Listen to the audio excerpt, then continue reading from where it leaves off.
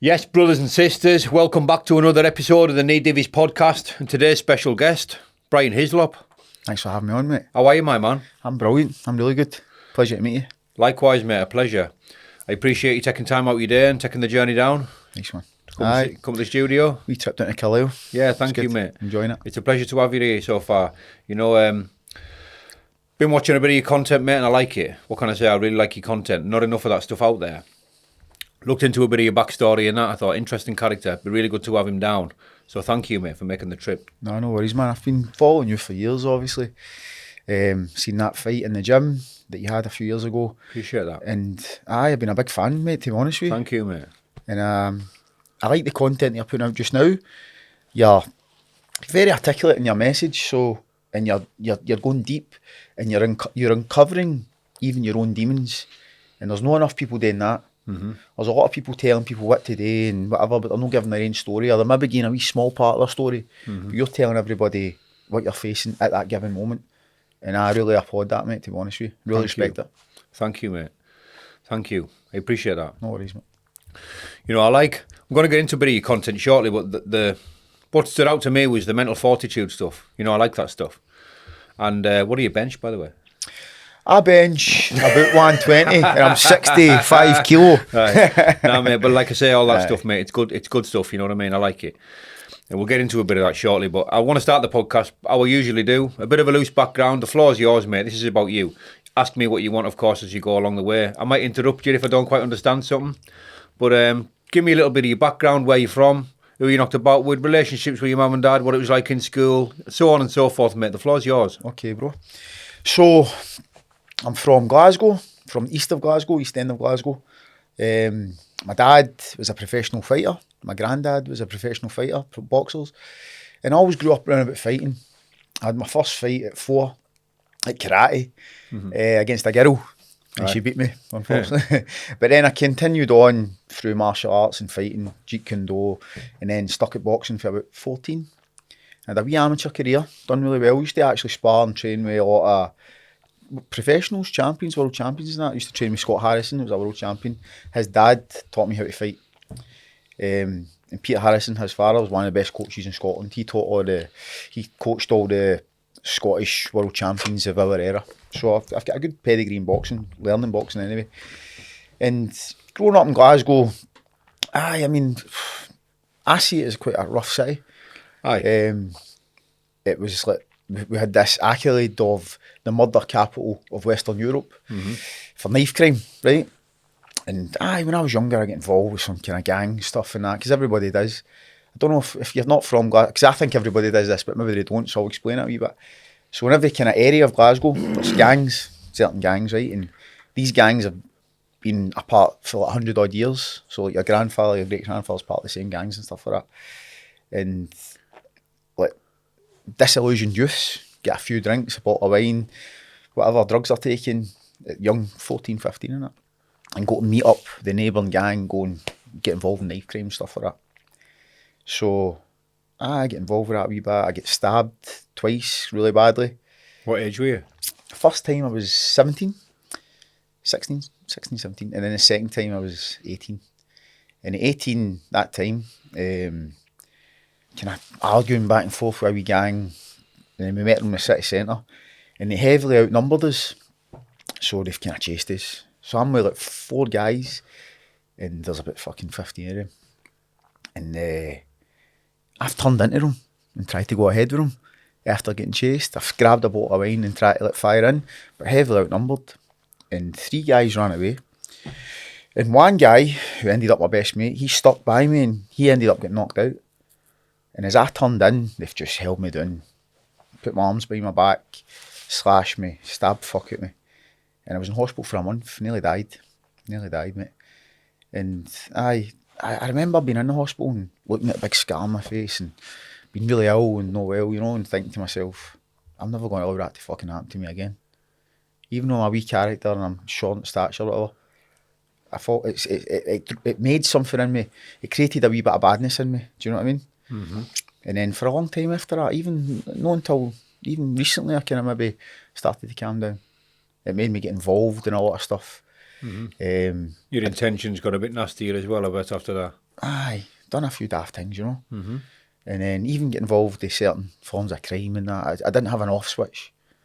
It kind of made me reckless. Mm-hmm. I wouldn't say fearless. I'd say reckless. Made me really reckless in life. And then from there, I ended up in prison not too long after that. Spent my first sentence in a Young Offenders Institute. And when I left that Young Offenders Institute, my lawyer, he was like a family friend, kind of close personal friend. He knew I boxed, he'd boxed with me before and that. And he introduced me to this new sport, mixed martial arts, took me to his gym. And he was like a kind of uni guy, do you know what I mean? So the guys in the gym were also kind of uni guys. They weren't really my kind of upbringing and that. But I wired right into it. And I'm probably 19, 20 at this point. And kept going. Ended up a professional fighter. What age did you turn pro on? Have you first pro combat debut? Pardon? What age were you? My first pro fight, I was 23, I think. Mm-hmm. 23. It was like MMA circuit, like a bit of a local type show. So I fought, I had a local show. Then I ended up fighting. I fought in big shows. I fought in Cage Warriors. Yeah, I know that, mate. Fought in Bama. Well done. Got somewhere with that. I done well. I was like fucking 23rd in the world at one point. Mm-hmm. I was one of the top fighters in Europe. Won a title. But when I had my first daughter, 12 years ago, sorry, I just thought, it's not really paying a lot of money. It's not paying that McGregor money yet, because this was before McGregor, right? Mm-hmm. And I just started working and then getting involved with some illicit things that you get involved with. And that just led me down a different path, you know what I mean? And now, thinking about it, it was a big stupid mistake then, that, you know? Mm-hmm. I should have just stuck to the fighting. Mm-hmm. But I was clever in a way. I was trying to chase, like, providing for my family rather than the passion, you know what I mean? Yeah. At that time, it did give me a good life. And then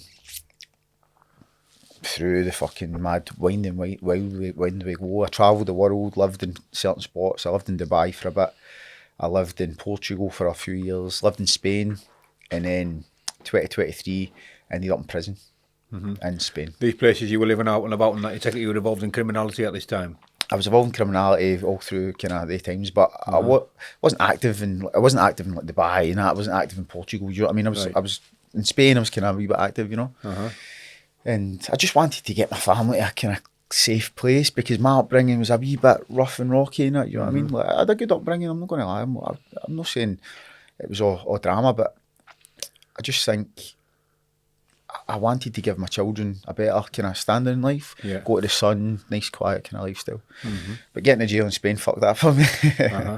So and what happened there, mate? Talk me through a bit of what happened to you. I was just involved with something, man.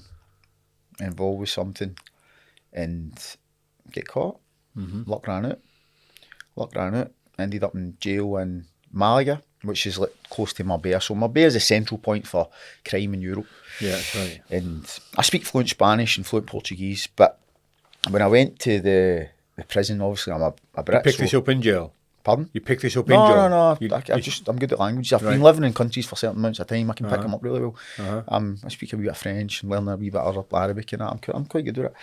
Anyway, they've took me into this kind of jail. So the first few days, you're in like the ingreso, which is like the opening point, you know what I mean? Like kind of the first days you're in, and it's rough, you know what I mean? It's like an rough. induction wing type. Induction wing, that's ingreso induction wing. Right?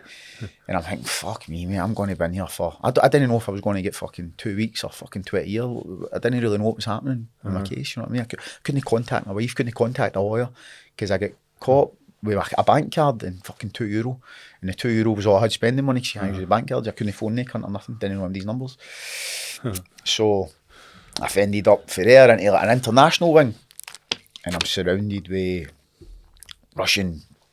top Russian gangsters, like Albanians, Spanish, a few Spanish, but like internationals, right?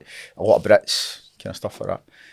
And that was quite good. Like, to be honest with you, you've spent a lot of time in prison yourself. I spent a bit of time in the UK as well, in young offenders and an adult jail when I was younger. Spent a little bit of time in there, yeah. Aye, but in the Spanish jail, it's better, right? Because you're in the sun, right, and you're out all day. You're not dubbed up 23 hours a day.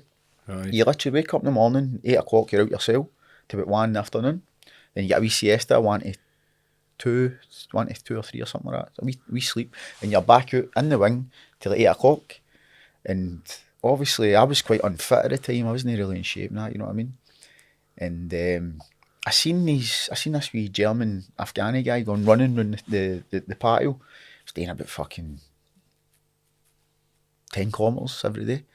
And I was out kind of fat wee cunt, but obviously I've been a professional fighter, I know how to get fit. So I says to him, can I train with you tomorrow?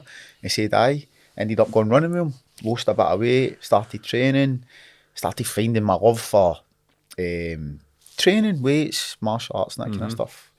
And I ended up with the gym key pass. I was a gym pass man.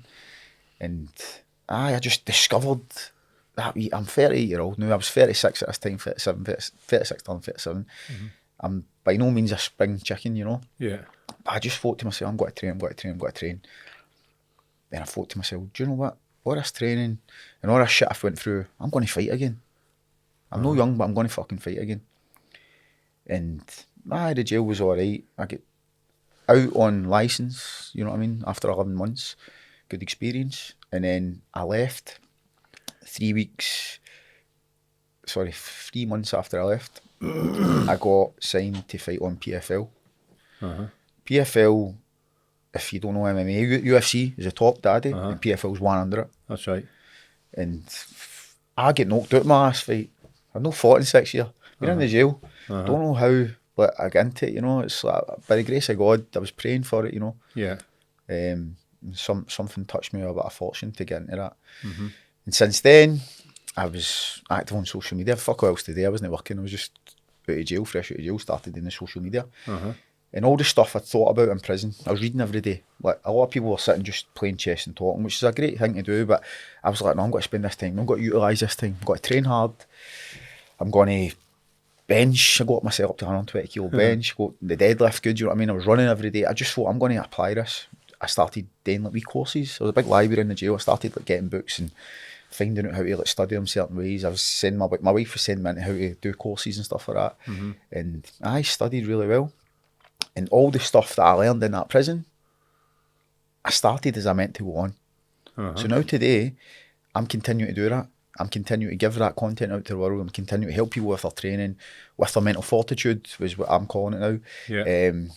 Get them in a strong mindset frame, to get them more spiritually aligned, whatever faith they believe in. I think all faiths are beautiful and I respect and love every one of them. Amen. We need that foundation. We need that foundation of faith. Even though some people disagree with the small, tiny words, I think that's insignificant. As long as we have belief in the fact that we have been created here for a purpose, then we're on the right track to living a purposeful life. I like that. I like that a lot, mate. Thank you, bro. Yeah, I like that a lot. Touching that on a little bit, we speak a little bit about your faith, if you don't mind. Yes, of course. You know, when did you, I mean, you know, yeah, we'll go on. I'll give you the... Yeah, no worries. Yeah, when you go. No worries. So, man, like, always, I grew up a Catholic. But no, like, in Scotland, you're either a Catholic or a Protestant. I was just watching myself what I was about to say there. Aye. Because I didn't quite know what to say and when No, to say it. I'd say what you want with me, mate. I'm an open book, don't worry.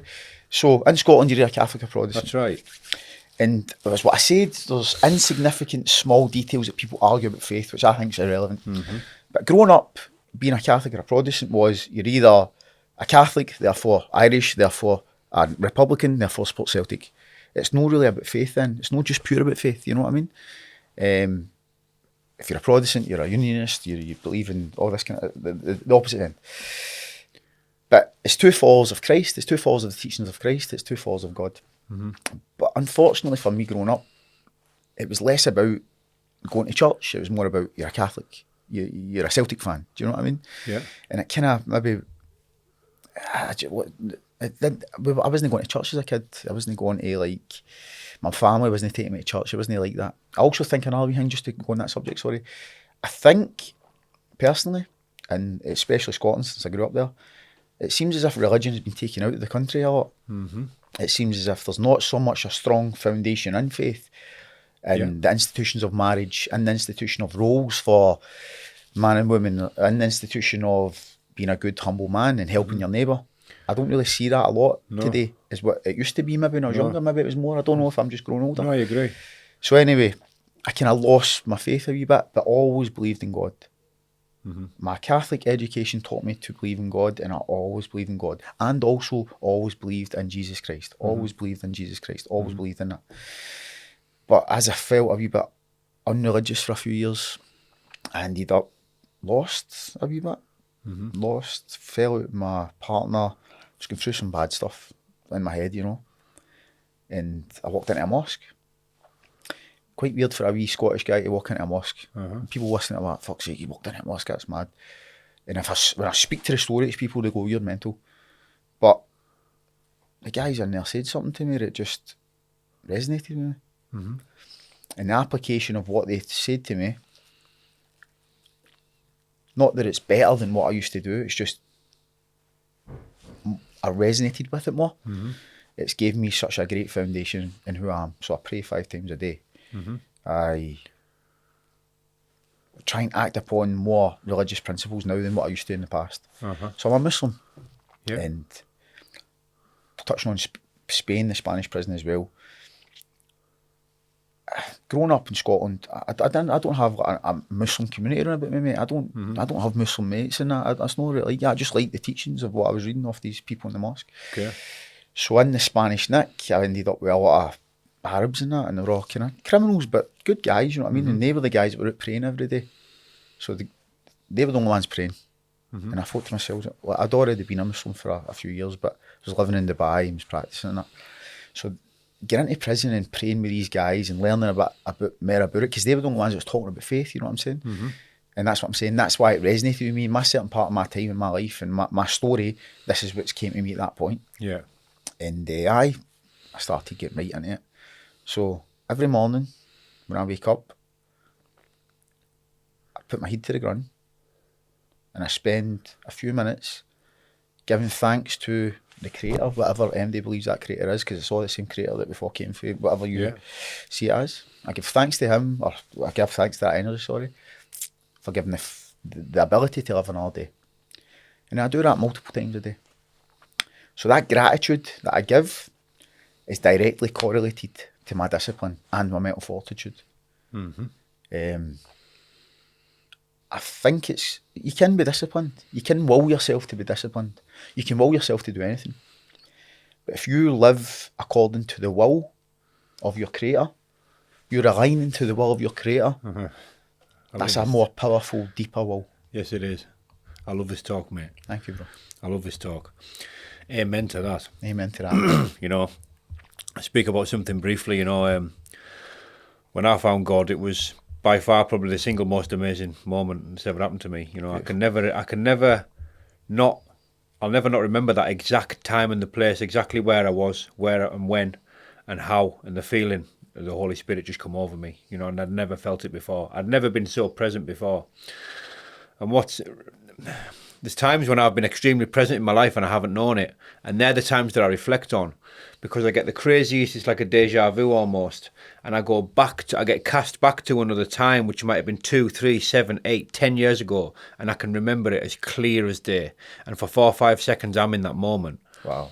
And I literally get cast back, and not only am I there, I feel the emotions that I felt at that time. I maybe been certain friends with a group of lads, a certain connection to a girl or a person or something, and I feel that momentarily, that connection, it comes back, and that's God, and it works in mysterious ways. It does, man. You know, and it's by far the most single amazing thing that's ever happened to me. That's beautiful, man. And at any point, no matter what, I can be present and I can be with God. I don't need to wait to be happy. I don't need to wait to get this out the way, that out the way. I don't need to save this or that or deal with this or that person or that person. I can be with God anytime I want. I can achieve salvation at any time of my choosing, you know, and that's just to be with God, you know, so. That's your strength, mate. Yeah. Nothing, you're unbeatable. You're unbeatable with that. And that's what I'm saying, the people that don't know that they've got that foundation of faith that's created them to bring them here, they're missing out on that strength, that shield against all the fucking, all the devil's agents, you know what I mean? The full armour of God. Of course. You know, and I think, touching briefly on something you were saying there before, which I think is important, you know, because I didn't have a religious upbringing whatsoever. You know, I went to a Catholic school and it didn't mean nothing to me. I went to a Catholic school because I couldn't get in any other school. You know, they were the third one they accepted me on the third time, so I went there and didn't pay attention at all. Nothing resonated with me there, nothing. But irrespective if it did or it didn't, you know, I just didn't have that upbringing. I didn't have that interest. I didn't have that. It wasn't part of my existence at all. Neither was it with anybody else that I grew up with. And like I say, I think that's what you were on about before, how when the faith gets took out of it, I think that reflects in nearly every aspect of your life. You know, if you're going about operating with no faith, you're going to have a faithless existence, and it's going to reflect in your level of commitment. It's going to reflect in your drive, your goals, ambition, you name it. It's meaningless. It's meaningless. It'll be without purpose. A purposeless is even better. Of course, of course. That's of it. Course. Yeah. When did you find that connection to God? 10 months ago-ish. Wow. Reading a book at work. Wow. Reading a book at work. Started doing something I'd never done. I started doing a lot of things I'd never done. You know, I started reading books. I read a little bit in jail, but not overly. I got recommended a few good books. I was on my second or third book in a number of months or something. Reading a book at work, The Power of Now. Trying it. Couldn't quite get it. Clicked. Between that and reading the Bible. You know, funny thing happened to me with the Bible. A fella sent me a blessing once, 4 or 5 years ago. Sent me a blessing from America. He said, go and grab a Bible and open it. I had a Bible. I took it from my granddad's house when he died. From 1932, this Bible, old St. James, King James Bible, I had it under the sink. I knew where it was. He said, go and get it. Opened it. He said, open it, randomly read something. I opened it, and it read, you will be blessed with a son named Dan. Now, my granddad was the only person to call me Dan, and I called him Dad. You know, so that was the first thing I ever read in the Bible, the first time I ever opened one. That was written in the Bible? It was written in the scripture. Oh, right. You know, it was. I found it. Right. Wow. I found it. And I went uptown, wanted to look for a sign. I was going to buy a new Bible, because I was struggling with the King James version. I went uptown and said, you know, a little prayer before I went and said, God, give me a sign.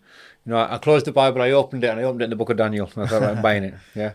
But I read a lot of scripture, you know, and the teachings of Christ are undeniable.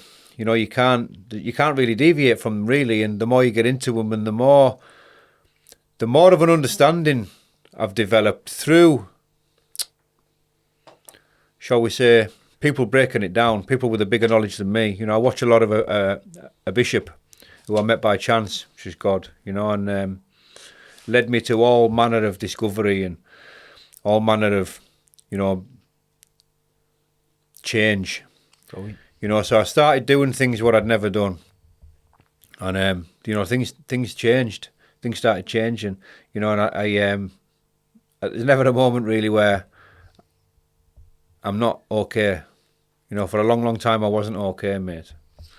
And that's the biggest thing I've got out of it. That's amazing. I'm always okay now. You know, no matter what gets thrown at me, I will be absolutely fine. You've got your shield.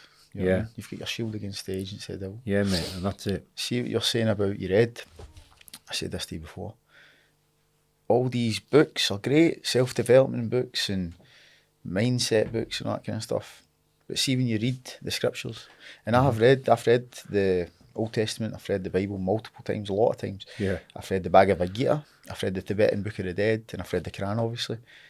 And the message is the same. Yeah. People go and fight, fucking cause wars about it. All wars are caused for property and wealth, not in the name of religion. God doesn't want us to come here and fight with each other. God didn't decree that we will come and fight each other. All the same message, it's instilled in all these documents. And that's the original source. Yeah. When people say to me, Brian, because not everybody knows I read, Brian, what should I read? I say, go and read the Bible, mate, go and read the Quran, go and read the Bhagavad Gita, go and read the foundational books that give us that institution of faith, or that institution of strength, or that institution of being a good person. You start there, and then you work your way up to see the other books, the more modern versions, and they're just kind of copying the original message. Yeah. You know what I mean? Analysed differently, based on the same set of principles. Say it a different way. You know what I mean? And that's what humans do. We can recreate things in our own way. That's what we do. Of course we do. But you can't beat the original. You know what I mean? You can't beat the original. That's amazing. I know you were into faith, and I know when you speak to me and you're texting me, you're saying certain things. I didn't know that was your story. You know, the more and more I got into it, and the more I read, And the more I listened to certain things, breaking down the scripture, because often I would read the Bible, I would have to read it 2 or 3 times. I found it confusing and contradicting. I thought, what is happening here? That's the truth. I was very confused. And I would go and look at that scripture for somebody breaking down what it actually meant. And once all these messages start getting unveiled, they're incredibly powerful, And once I connected to the Spirit, mate, it all changed. And it just getting further and further elevations in the Spirit, feeling and things that I'd never felt. Trying, one thing that I read and when I broke it down, it was magic to me. John 4:24, God is Spirit, and those that worship Him must worship Him in spirit and in truth. And once I fully understood what that meant, truth being purity of heart and purity of motivation, and the Spirit being everything that isn't physical, all the things that aren't physical, and you can go as deep or as shallow with that as you want. Like God is Spirit. Spirit only exists to me now. Spirit can't be anywhere else. It can't operate anywhere else. The Spirit for me only operates in the eternal, ever-present moment where God exists, where everything exists, where infinite possibilities are abounding in the present moment only, not yesterday, not tomorrow. It all happens now.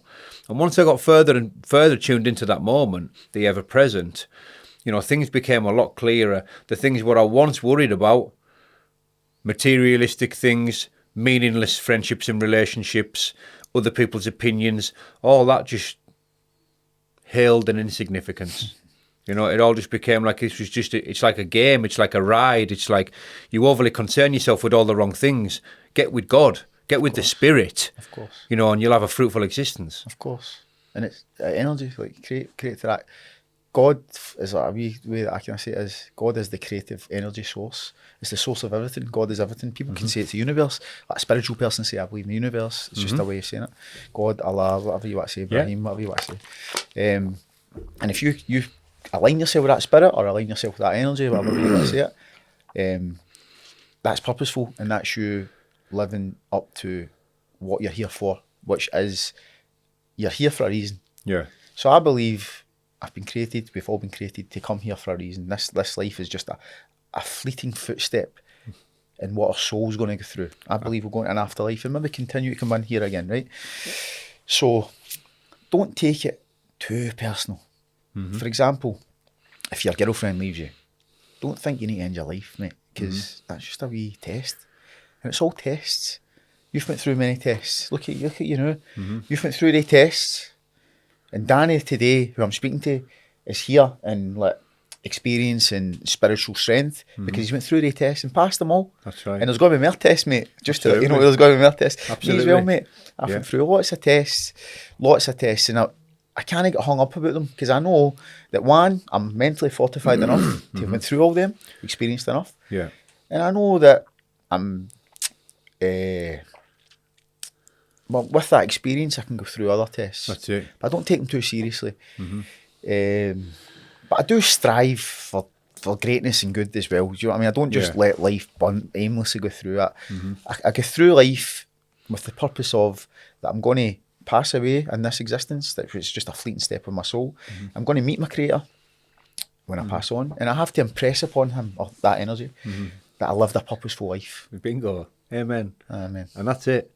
That's it. And it's funny how now, since I've, found this new faith, however you want to call it, the faith doesn't matter. There's many ways to God. For me, there's only one God. Yes. And that's it. Yes. There can only be.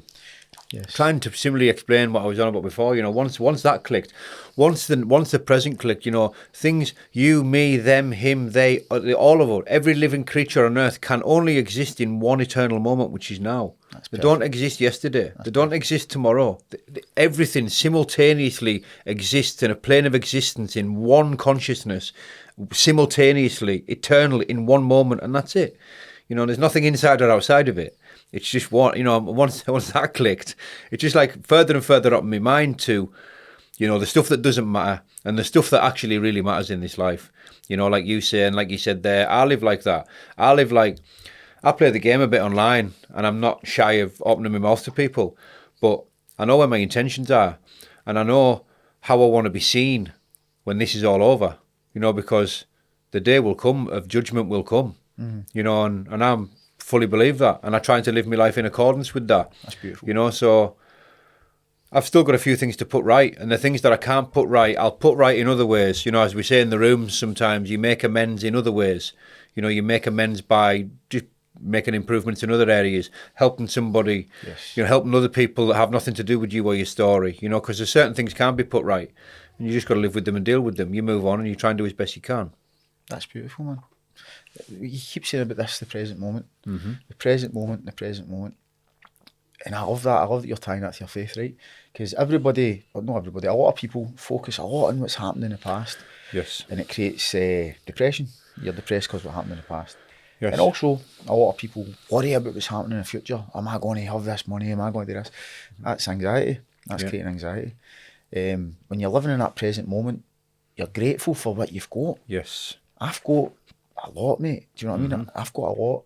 And in times when I had more, like more money and more fucking things and that kind of stuff, material things, I didn't even really realise it. I didn't realise that I had a beautiful family. I didn't realise that I'm a healthy guy. Yes. And I'm always wanting more. And I think the devil, right, you can say bad energy or the devil. I think the devil's a good word because everybody understands what the devil is. Yeah. It's not like a creature that's lurking. It's just bad energy. It's just a bad Absolutely. negative source of what God is. God's the positive source, the devil's the negative source. And that's that anxiety that I've got is the devil whisper in my ear, you've not got enough money, mate. You need to take these risks. You need to go and hit that guy because he's insulted you. Yeah. And your street reputation is going to be bad if you let that happen. Now I'm like, fuck that guy. Fuck the money. Yeah. You know what I mean? I'm 5'4", and I've got this thing. I can fight, right? I know I can fucking fight. But if I can't fucking beat you up, I know I can go and grab a machete or a hammer or something. Do you know what I mean? I'm not saying I'm like that, but you know what I mean?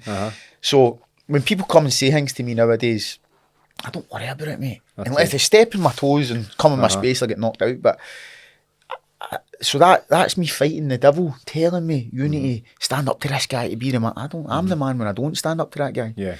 Or when I think about, fuck Brian, I was in jail, I've done this, I said this in the past. But look at me now.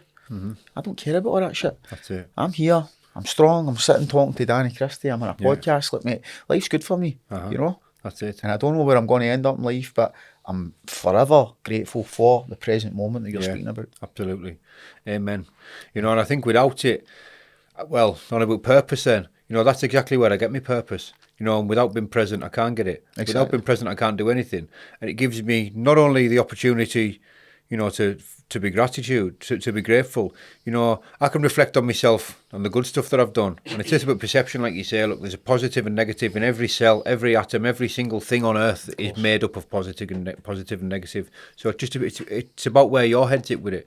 It's the old glass half full, glass half empty type thing, Exactly. you know, and it depends where your head's at, and it depends what your perception is, because you can have exactly the same and be in a completely different mindset and a completely different perspective. But as of where you were on about before, I've had piles of money, and I'm fortunate enough to have more than I've ever had, which is, praise God. Good. You know, but I've never ever had a spiritual enrichment and a spiritual wealth like I've got today. Now, you could take all that money and you could put it in a drain, mate. And honestly, I've said this to my lass, it wouldn't bother me. That's why I'm easy come, easy go with money. It's nice to have it and it's great. I don't put a great value on it. It's a tool to get what I want, you know, and if it can treat the bairns and all that, then brilliant. But, you know, again, when it comes down to the real substance, the real fabric fibre of our existence itself, it hails an insignificance. It means nothing, really. It's not. You know? And see, you're talking about social media. You say certain things because you want to give out what you ultimately want to be in the future. And I think I'm clever enough to understand what you're doing. Maybe some rocket that looks at it and goes, he's saying this, he's this. Or they say it to me, so I'm fucking slagging guys that push prams, or I'm slagging bodybuilders. I'm not really, it's just a bit of content, mate. I'm just having a bit of fun. It's a joke. If you don't know me, that's a bit of Scottish humour, right? That's it. But ultimately the message is still the same. Be mentally fortified. Look after your body. Be fit. Be a man. Don't be weak. Do you know what I mean? That's kind of the message I'm trying to give out to people here. Yeah. But your message is what I said in the past. So, correct me if I'm wrong. I think your purpose is to show people your courage and your transformation from your negative past. And that, some young guy, 16, 17, who looks at you and looks at your videos and your fights, they might go, wait a minute, I respect Danny. He's telling me that street life isn't for me. He's telling me and he's showing me that I can maybe perform better by being an athlete or being a fighter or starting a business or whatever. So you're giving people, I've done the bad shit, listen to me, do the good stuff now. That's very, very, very purposeful, that. Thank you for that. I appreciate that. But when we're talking about money, right, this is what I was going to get to that point there, sorry. So everybody in social media, they've got a Lamborghini and they've got a Bugatti and they've got the houses and villas and that kind of shit. And young kids are watching them and going, oh, I need more, I need to be like him, I need to be like this. Do you know who I respect, mate? Do you know who the hero of our society is? And I said this before. Go on. See the guy that wakes up at 4 a.m. and goes, does a fucking grueling shift, a hard shift. Yeah. And then he gets home after work, still in his work clothes, his outfit all dirty. Not even had a break. Takes his daughter to a dance recital. Takes his son to the boxing gym or a football game. And then goes home, deals with his wife, be's beautiful with his wife, and lives like a family man. That's the hero of our society. Yes. But he's not on Instagram telling people I was working the day. It's not glorified. But there's not enough respect and love for they people. They're the backbone of our civilization. Absolutely. And they're also creating a generation of young kids that has been loved by a father and a mother. And do you know what I mean? Yeah. That's the heroes of our civilization. That's very true. I like that. Yeah, mate. You know, opportunity. You know, if it's, how can I put it? You know, your upbringing, I think everything goes back to it. You know, I've discovered a lot about myself, you know, over these past couple of years, and stuff that's been staring at my face my whole life, you know. My only message to what I would try and get out there is if I can do it, anyone can do it. You know, I've been a grade A fuck up, come from I haven't had many opportunities. You know, and if I can do it, anyone can do it. That's my message. You know, but as far as opportunity and stuff goes, I think, and you mould, I think it's all done by the time you're a kid. You know, I think ultimately you are who you are. You know, of course we can learn, adapt, and change and overcome, and we can tweak our personality. But I think our hardwiring, you know, is more or less made by that time. And I think, you know, some of the trauma and that I've sort of uncovered and discovered and still haven't fully dealt with, a lot of it goes back to there. You know, and so many times I've found myself in situations, and one of the main reasons that I fight, I would go as far to say it's the main reason. You know, when I love the fear. You know, when I'm waiting for that call, when I get down to it and the fight's on before me and I'm next, I get a feeling like I go back to being that scared little boy, waiting for my dad to come home. You know, I go right back to it. I can see myself in my little Thomas the Tank Engine dressing gown and just a scared boy wondering where his dad is. And I go back to it and I just like that fear and that controlling it and possessing it and acknowledging it and channeling it. You know, it makes me feel incredibly powerful. You know, that feeling of overcoming. You know, that being terrified is ultimately the reason I do it. Do you know what's interesting about that? And I spoke to my mate, top level UFC veteran and stuff like that. My really close mate, he's like kind of mentor to me. Similar kind of situation. I had a hard one too, he had a hard one too, but he said it in such a way. See what you said, you've got that fear and that trauma inside you. You're channeling that into a fight, a professional fight, a professional conducted fight, rather than going out in the street and doing somebody else, channel it the wrong way. Yeah. How purposeful is that? Yeah, exactly. And that's, some people look at fighting and go, oh, it's a rough sport, it's for rough people, it's for this, it's for that. No, man. Martial arts and combat sports and fighting, it allows young, strong-minded kids that have maybe had a bit of a hard upbringing, it gives them such a great outlet to get that stuff out without doing it in the wrong way. Selling drugs, stabbing people, shooting people. With purpose, you know, channeling it with purpose. And that's the beauty of combat sports. And you don't get that in football. You don't get that in fucking tennis, I don't think. No. Golf. Yeah, you get that in fighting. I agree. And I think more men need to fight. I've got this thing I say, make men fight again. Like, make America great again. Make men fight again. That's it. And I don't think I'm powerful enough as yet, but maybe in the future guys like us can get together.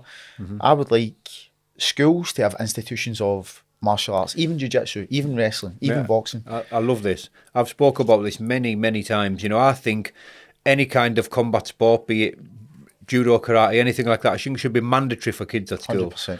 And even if you don't have, there's no obligation to compete, but you must have like 2 years training at it. You can have A, B, C or D. Pick one, and you're getting 2 years at it. Whatever you choose to do with that training, that will serve you well. You know what I mean? And you get a percentage of them will be staying on, trying different sports and aspects of it, progressing through it. Even the ones that don't have the 2 year basic training, if you like, that will serve them well. Exactly. You know, no two ways about it. We need strong leaders that agree with that though. Like a lot of people don't like Putin in that in this country, but I'll say about him. He's a strong leader, you know. He's a strong leader. And what I like about Putin is he's a martial artist. So he goes in with the judo gi and throws his other parliamentary members about and that. And I think I've met a lot of Russians. I think that's instilled in them a wee bit. And you're saying like maybe Britain took over the world, mate, and we done well, right? We done really well.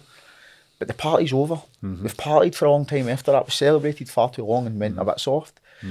Whereas in kind of these harder countries like Russia and whatnot, they've got that institution of combat sports or personal development, strong personal development, still instilled now. Yeah. And they've got the experiences for the hard times, maybe going through communism, whatever it is, still there in their memory. That's it. So, we need a strong leader. I'm not a politician, but I would never like to be. But I would like somebody that's politically aware to have like, wait a minute, we need a man that's going to lead us into victory. Not just victory into other wars and stuff like that. Victory as a nation, as a people. Get us strong again. I grew up in Glasgow, right? You go down like a kind of area in Glasgow, there's 10 pubs on the road. There's 10 pubs on the road, mate. There's chip shops and fucking unhealthy food. How many bookies is there? 10 bookies or no? Yeah, man. That's no good. That's no good to have that. That's it. People like a wee drink and a wee beer and all that, right? Cool. Drink makes you soft. I don't care what anybody says, mate. Drink makes you fucking soft.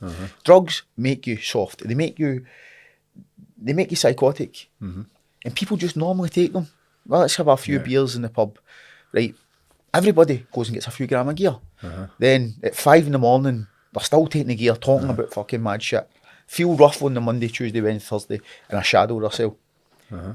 We need to eradicate that for your country. I don't know how it's going to happen, but I would like the future generations to look at guys like you and me maybe and say, well, he's telling us that it's no good to do that. Maybe good to be healthy and pray to God and be a fighter. Maybe they'll say, fuck you pubs, and then the pubs will go to business.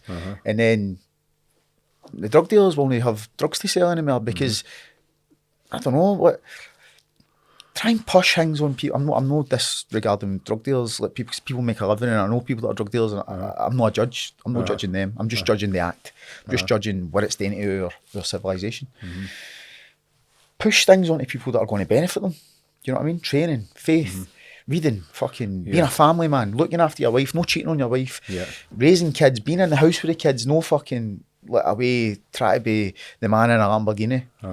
I think more people need to speak about this, and I don't really see it happening anywhere, mate. Yeah. You know? Absolutely.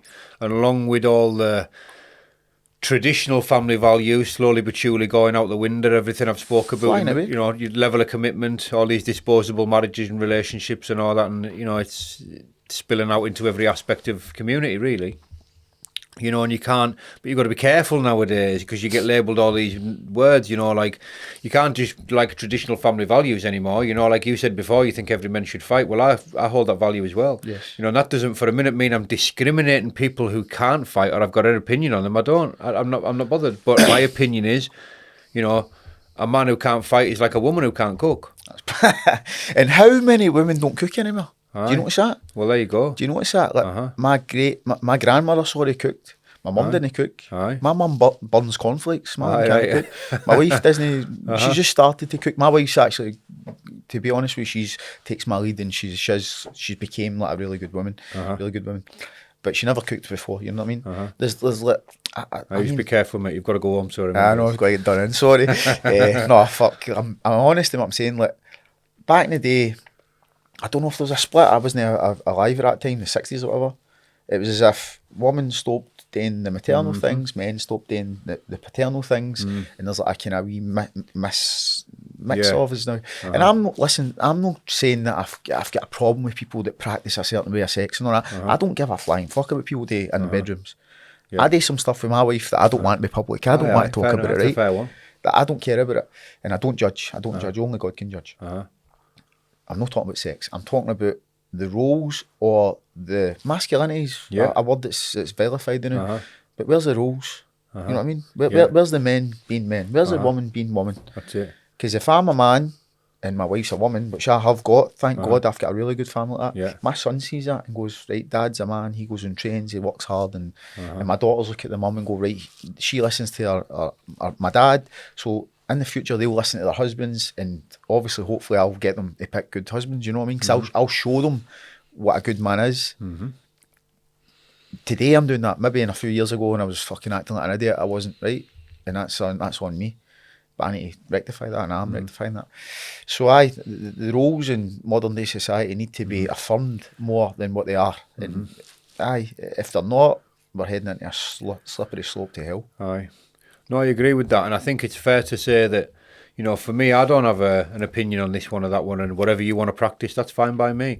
But there is a significant, you know, amount of people who aren't fulfilling the roles these days, shall we just say? Yes. Is that a fair way to put it? Yes. You know, there isn't enough men affirming these masculine roles, you know, the hard-working head of the family, you know, and the woman with the traditional female role, you know. Again, I'm half thinking about what I'm saying in case I cross the line. You've got to be that careful. Banned. Podcast is banned. banned. I'm saying? You know what I'm saying, though? That's how bad it is. I know what you're and that's saying. how bad it's got, mate. You've got to be careful. I imagine people that agree can understand without getting into context of that. Yeah. But men should be men, women should be women, and we need to work on that because it's diminishing. It's diminishing. And then see another thing, what I'm saying about drinking drugs, right? Everybody's drunk since I've known, but I think Scotland apparently is one of the highest use of cocaine for the population in Europe or something like that. That's not a good thing, mate. They love it up there. They fucking love it up there. It's so natural. Everybody takes it. I don't judge people that do things, is what I said, but it's not going to be good for the next fucking 10, 20 generations, or 20 years of generations, because the men are weakening themselves. They're probably out cheating on their wife, or they're probably not able to fucking be a man, so they're watching porn and going to OnlyFans and not fulfilling their masculine roles. You can't fulfill your masculine role if you're full of Charlie, mate. You know what I mean? It's true. It's a maybe some. This is going a bit conspiracy theory, but I'm not really into this kind of shit. But maybe there's somebody up there, they powers that be, that want us controlled. And they allow this shit to come in, and they want 10 pubs in the eye. I haven't got not a doubt in my mind that's how it is. I think it's all orchestrated. Of course. I think every bit of it's orchestrated. I don't think it's an accident that X amount of tons landed in the UK yesterday and will probably do again today. Exactly. I don't think it's a coincidence at all. Exactly. You know, I think everybody's milking the teat, and I think it's benefiting everybody apart from the people who's using it. Exactly. And the future generations that are going to come for it. And as I said, people make money. It's people need to make money in whatever way they want, but there's not enough. Like, I think it was a country, was it like El Salvador or something in Latin America, right? And they had these mad gangs, the mad MS-13 gangs. That's right. I've watched a little bit on them. Did you watch that? I've watched a bit on them. So they were just terrorising the country, all through drug crime, stabbing, shooting, fucking rape and all this kind of stuff. That's right. And the politician that came in and went, "No, wait a fucking minute. I don't agree with that. I'm for this country. I'm cleaning this country up. It's one of the best run countries in the world now. After 2 or 3 years, he's just papped all the drug dealers in the jail. Right?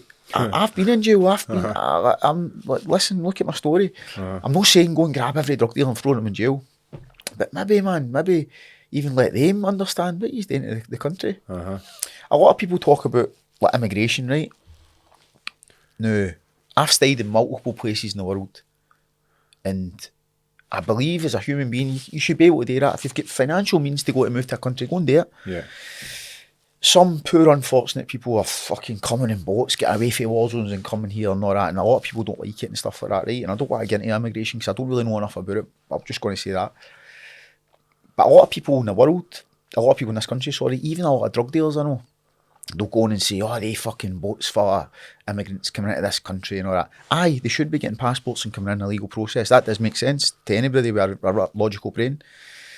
But they're also part of helping in tons of cocaine coming into the country and another boat for the other direction. What's worse? A boat with 100 fucking illegal immigrants or a boat with a ton of cocaine?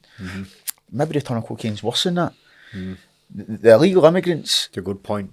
The illegal immigrants, It's a very right? good point.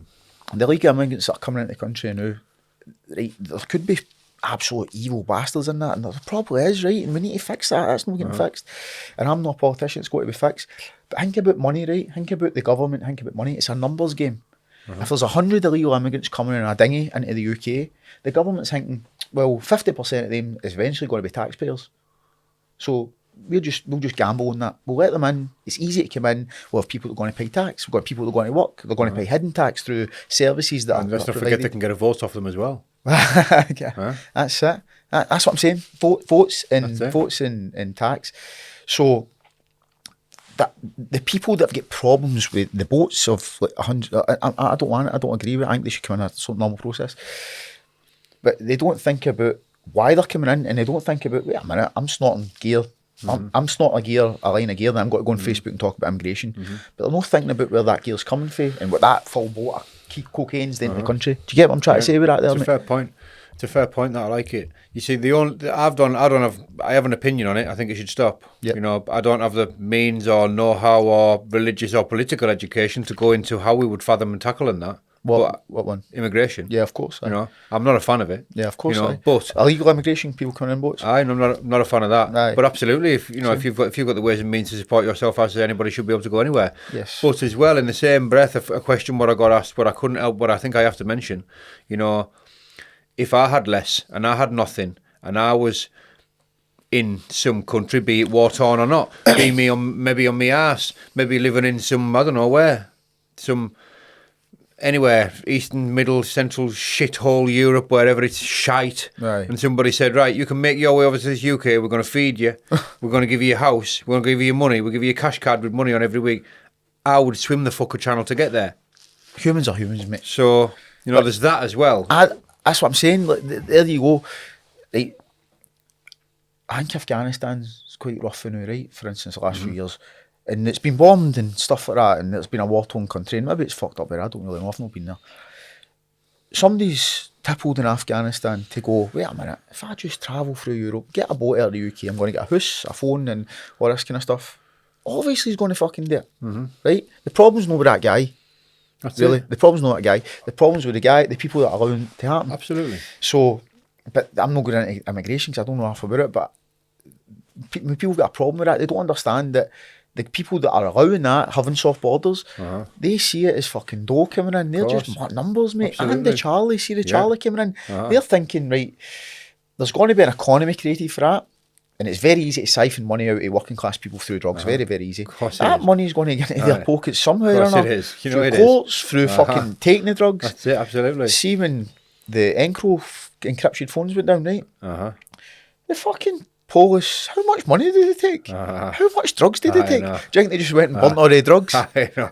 Well, wait a minute, they set fire to them. Fuck off, man. Well, how many times it's happened in the past, you know, as when it happened in America, you know, the only money to keep the America going was the drug money. Of course. It was the only thing to keep the economy going. You know, so of course. Not be too harsh. So then we're talking about, it's going to be hard to stop that then. It's not the drug dealer's fault. The drug dealers are effectively the politicians. This is it. How deep do you want to go with it? Exactly. You know? Exactly. But then again, just in like a base level, working class people or normal citizens like us, we should be aware of that and go, wait a fucking minute, forget the money, forget all this, whatever. It's fucking up our brains. It's making us weak. It's making us soft. Even hash, mate. Even smoking weed. Weed's cool and let's smoke hash and it stops you from being anxious and all that kind of shit. Do you know what else stops you from being anxious? Praying. Read a Bible. Training. Praying. Go to work. Yeah. Get off your arse and fucking go and get a job. That's it. Do you know what I mean? Take your kid a walk. That lowers your anxiety. Don't sit and fucking smoke joints all day and then go to the hospital and say, I've got fucking mental illness. But what you doing with your time while I'm smoking joints all day? Aye, that's it. Start twiddling your thumbs in a dark room. That's it, mate. There's a fella there I'm speaking to him at the minute. His name will go. I'll keep his name out of it. I've got a lot of time for this lad, just a young lad, and he's having some problems at the minute. And I've had him on the phone a little bit, and I'm like thinking, I haven't any experience in this stuff apart from my own. I'm not a coach. I've got no qualifications. I don't know. All I know is I can only speak from where I've been and through my own experiences. And I like to think I got through to him a little bit, but worrying where some people's heads are. I look at this lad. He's 20-year-old. He's built like a Greek god. He'd have women falling at his feet. He's a great looking lad. He seems like he'll have everything what you could ever want, but he's really struggling at the minute through no real fault of his own. Just I dare say maybe a failure to recognise his own potential. Aye. And I'm just trying to tell him that things do get better. Exactly. Things do get better. Yeah. And you think. He looks at me and thinks I'm really resilient and that, and maybe I am to a certain degree. Of course, but I've only got through all this I've cried myself to sleep so many times. I don't know how many sleepless nights I've had. I don't know how many trips to hospitals. I don't know how many horrendous nights and experiences, painful, traumatic experience, stabbings, shootings, you name it. And all this stuff, bit by bit, little by little, you pass this one, you get through this one, you get through, and things do eventually get better. You build up like a resilience as you go along, if you like. Nobody's born tough. No chance. It's just how it is. You need to be, you've went through all the character building episodes, and you've got the experience to tell somebody. See, you said you're not a coach, because you're not a coach, that's not what you do, but you're overqualified to teach somebody on that. Do you know how? Like, this is my experience with like therapy and all that kind of stuff. I'm right into mental fortitude, and I teach mental fortitude. I help people with this kind of stuff. So I was in the Spanish jail, and part of my crime was I had to go to... Listen to this, in fact, it's funny. So I started off in a wing with 200 criminals, men, right? 200 criminals, and it's all masculine men and all that kind of stuff. And my lawyer says, right, it's like, you need to go to a drug kind of thing to get out. So I went to a drug therapy thing for being addicted to whatever, do you know what I mean? Wee game. And I ended up in a wing with like 50 people, 50 criminals, half of them were women. Right. In the same wing. In the same wing all day, just walk about. Cunts were shagging birds in the jail and all that, in the gym.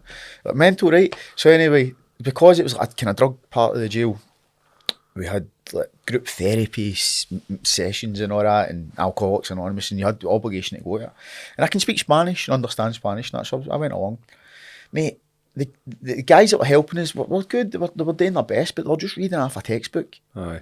They've not been about that life, and I can't learn that from him. Aye. Where the fuck's this old guy got to tell me? Like, even telling us their stories, I'm like, fuck's sake, that's a minor what you've went through, mate. Like, I done more than that on a Wednesday last week. You know what I mean?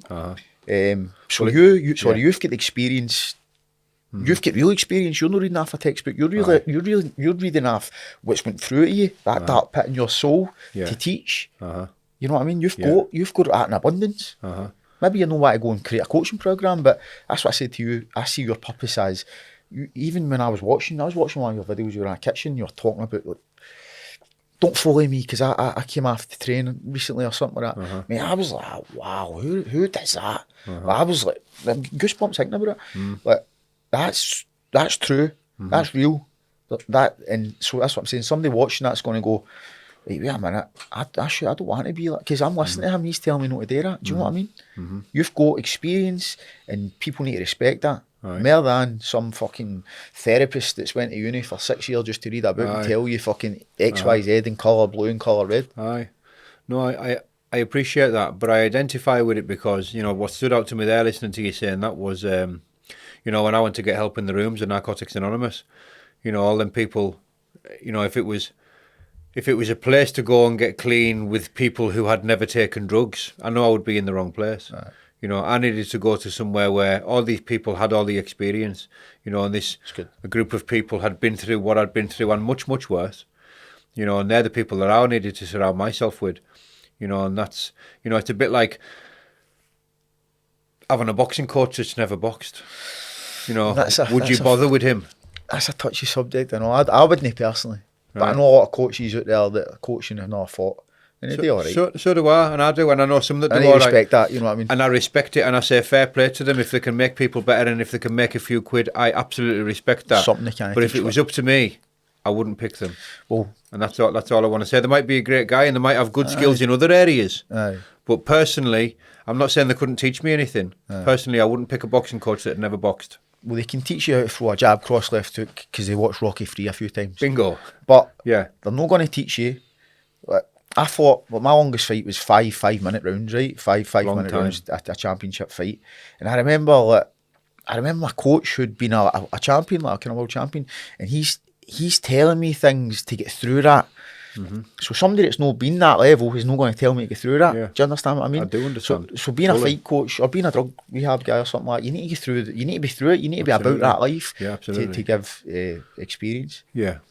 So I teach like mental fortitude, right? And you do classes and bits of seminars and you go and speak in front of people, do you? I do live. People come and train with me. People come and train with me, or they come and kind of do immersive coaching. They come up and live with me wherever I am in the world. It's been people have done it in Portugal, people have done it in Marbella, people have done it in Scotland.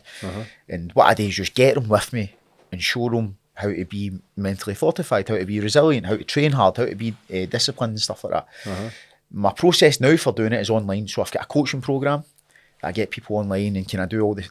I get them in a bomb-proof routine, I call it. Okay. Right? Get them up in the morning, no prayer, but I call it gratitude. Get them to be grateful. Get them to do certain habits. It's specific to the individual. And I never grew up learning in university how to deal with people. But do you know what, mate? I find success with it, and I seem to be changing people's lives with it. Like, one of the main things that I kind of teach people with in Scotland is how to get off drinking drugs. And I've got a really good way of doing it. I think I've got a really good way of doing it. I can show you like people talking and like testimonials of what they say to me, and it's not like it's as if they respect me because I've went through that. Because when I'm saying to them, by the way, you shouldn't be doing this because I bet you're feeling like this, aren't you? And they know that I've done that. Do you get what I'm saying? Yeah. So mental fortitude is the ability to remain calm and confident in the face of adversity or challenges. Yeah. And that can apply to every part of the world. And me and you have done that in fighting. How hard is a challenge to be in a professional fight with big lights and TV and stuff like that, you know what I mean? Or prison. Or the fights that we've had. So guys like me and you can teach that to people on a really real level, like a substantial real level. Yeah. Do you know what I mean? Yes. I'm doing it through my way, you're doing it through your way on social media as well. And that's what I'm trying to say. Like, would you ever go to a coach that hasn't boxed? Well, me personally, no. So I wouldn't like to have read a book on mental fortitude and then go, website, I can teach you about mental fortitude. No. Absolutely. I'm going to say to them, by the way, I was in the jail. I lost all my money. You've overcome this. Overcame it. Nearly died. And the other. I've been bankrupt. I've been broken-hearted. I've fucking lost money. I've nearly died. I've done everything you don't want to fucking do. Me and you have probably equally fucking amount of fuck-ups, you know what I mean? And as I said about the drinking drugs, people seem to resonate that with me. I don't know if it's just the way that I portray it to them, but I make them aware. To be honest, I'll tell you what it is. I make them aware of that gratitude thing. So if you know what you're grateful for, say you know that you've got that Holy Spirit in you, your faith to God. If you're aware of that every day, and I'm not saying I'm teaching people religious, it's like the backbone, but there's more to it that I need to teach. It's a spiritual principle. It's a spiritual principle, but I add on what I need to add on to it. And if you know that you've got that spirit in God and that foundation, and you've got a purpose and you've got discipline, you can't go and fucking crack open a bottle of beer. Because you know, wait a minute, that's going to, because you're clever enough to know, wait a minute, I'm going to end up getting Charlie. I'm going to be fucked for 2 or 3 days. I cannot do that. And maybe, it's God that's telling you, it's really God that's telling us to do everything.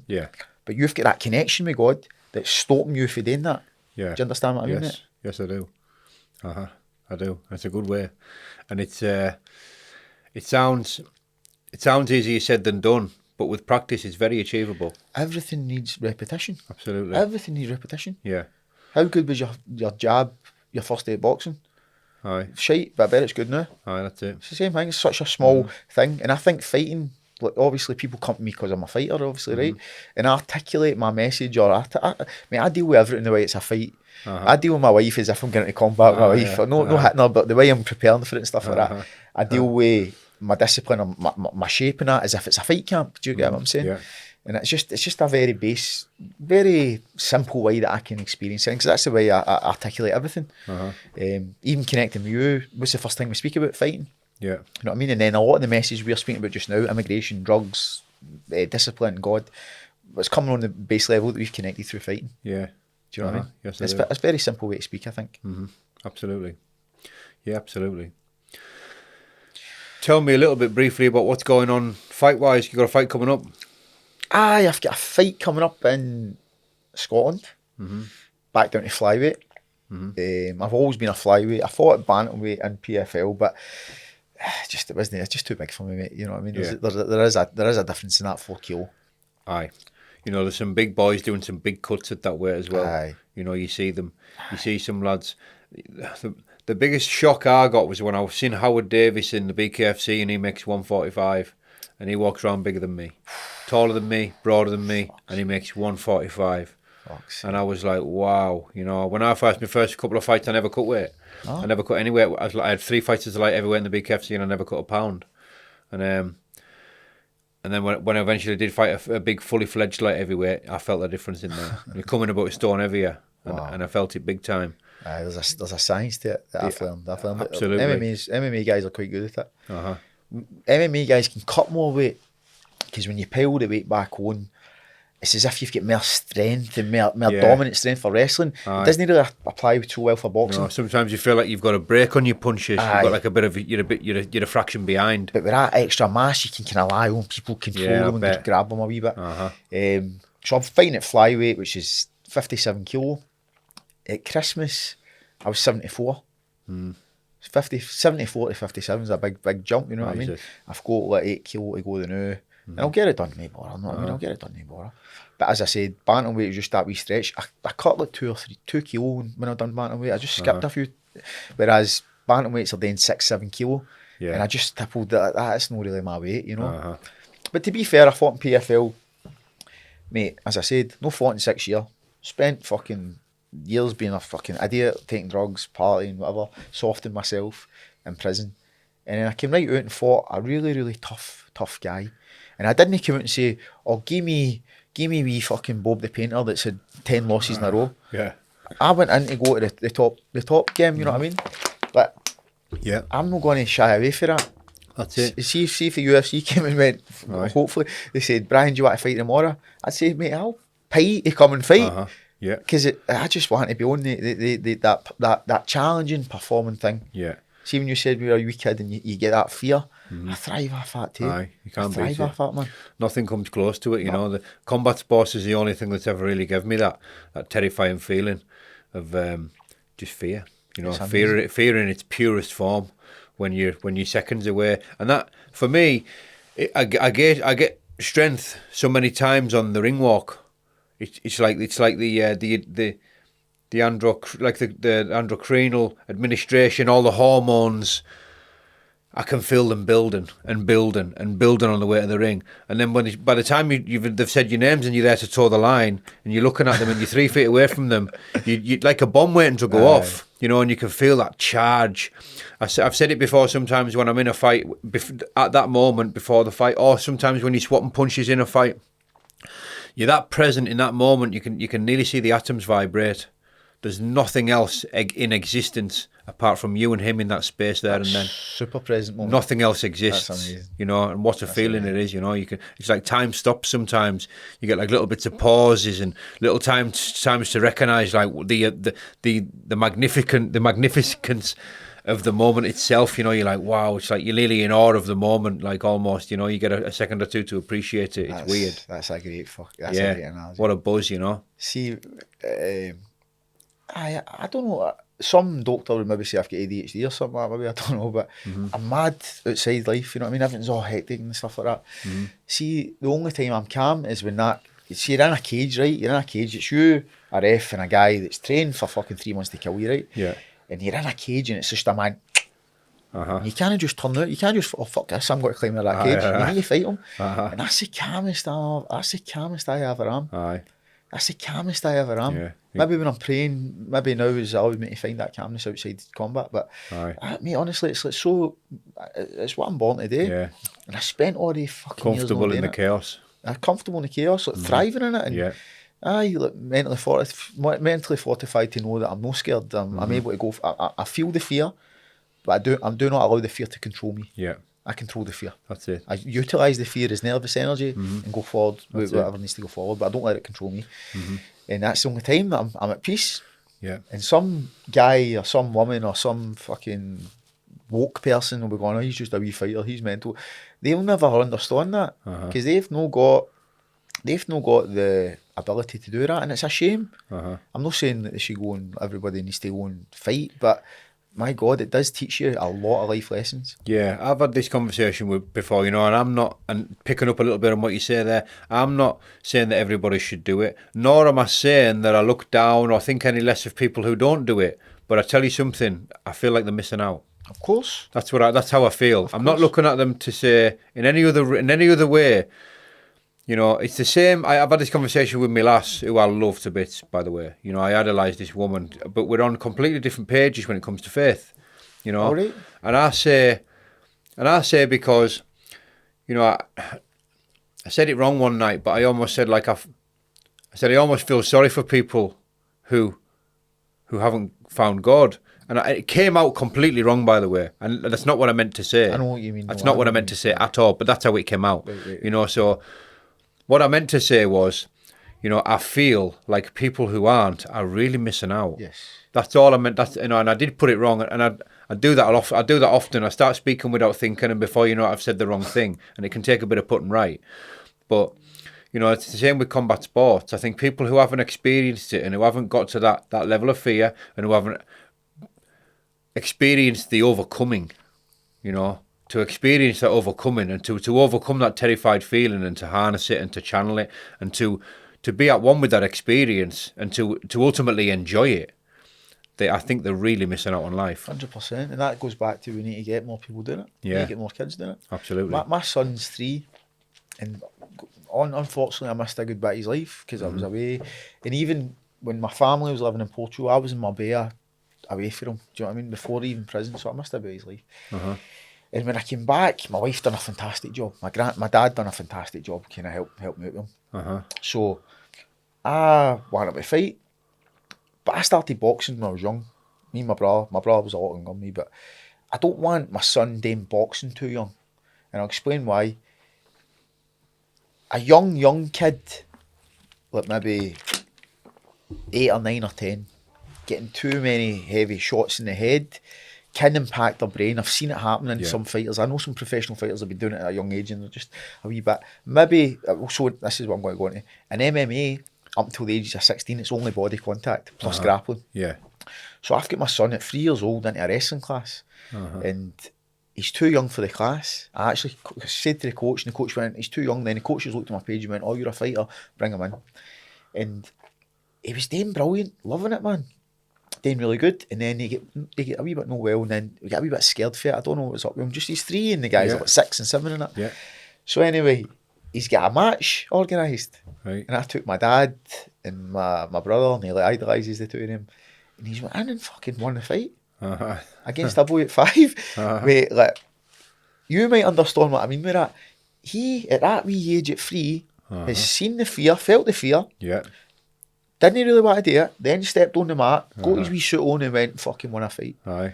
Beautiful, isn't it? That is beautiful, mate. That is beautiful. Aye, it is. I think even wrestling, even jiu-jitsu, even any form of martial arts, we need that instilled. Because I've done a lot of wrong with my kids, but I think that's a really good right that I've done with my kids. Absolutely. And my daughters as well, if my daughters know how to throw. My daughters can, one's 9 and one's 12.